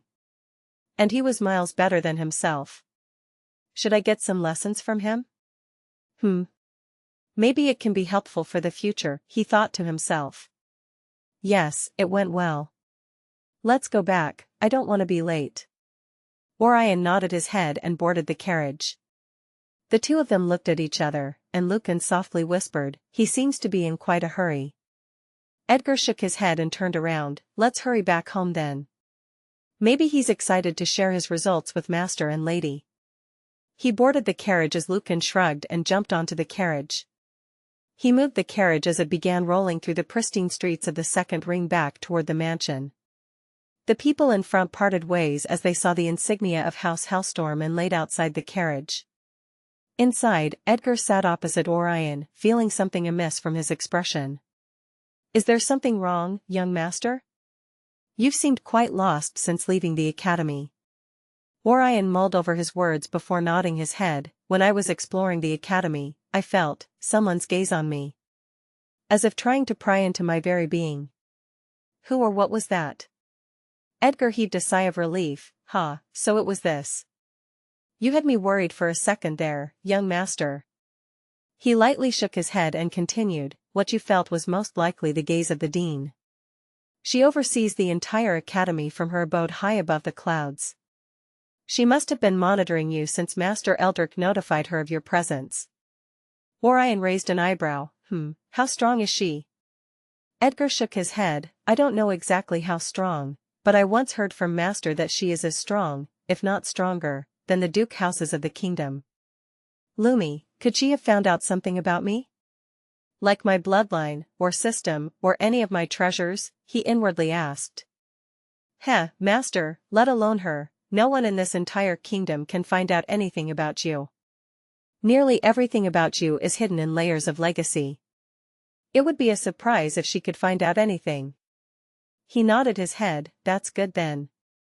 I was worried for nothing. He finally heaved a sigh and looked out of the window. Xianxia, the novelfire.net website on Google to access chapters of novels early and in the highest quality. That's all I wanted to know, Uncle Edgar. Thanks for answering me, he lightly said while gazing out of the window. Oh no, young master, you can always ask me for help if you have any issue. Edgar shook his hands in front of him and quickly said. Orion nodded his head as the carriage soon became silent again. Lucan, who heard everything, chuckled but didn't comment this time. The carriage continued to move forward in silence as everyone minded their own business. And before long, it arrived before the Hellstorm estate. We are back, young master. Lucan loudly said from the outside. Yes, no need to shout. I'm not so far away from you. He shook his head and descended from the carriage. I'm going to find Grandpa and Grandma. he said as he turned around and walked away while waving his hand. Edgar and Luca nodded their heads and went to do their own work. He soon arrived in the main hall of the estate, where Eldric and Selene were sitting. "Grandpa, Grandma, I'm back," he cheerfully said while entering the hall. "Ah, lad, you are back." Eldric raised his head and looked at him with a smile. "How did the test go, dear?" Selene, on the other hand, softly asked. "Hee, how can it go wrong? Though there were some complications. I'll tell you about them later." "Where is Seraph?" "Heh, got a girl and forgot your old man already?" Eldric smirked and said. Selene softly smiled, "She is in her room. You go and meet with her. It's been the whole day since you left, after all." He chuckled and nodded his head before leaving for her. "This brat." Eldric shook his head speechlessly. Selene patted his shoulder while smiling gently. "Knock knock." "Seraph, it's me, Orion." "I'm entering," he softly said. As usual, no reply came from the other side. He lightly shook his head and gently opened the gate.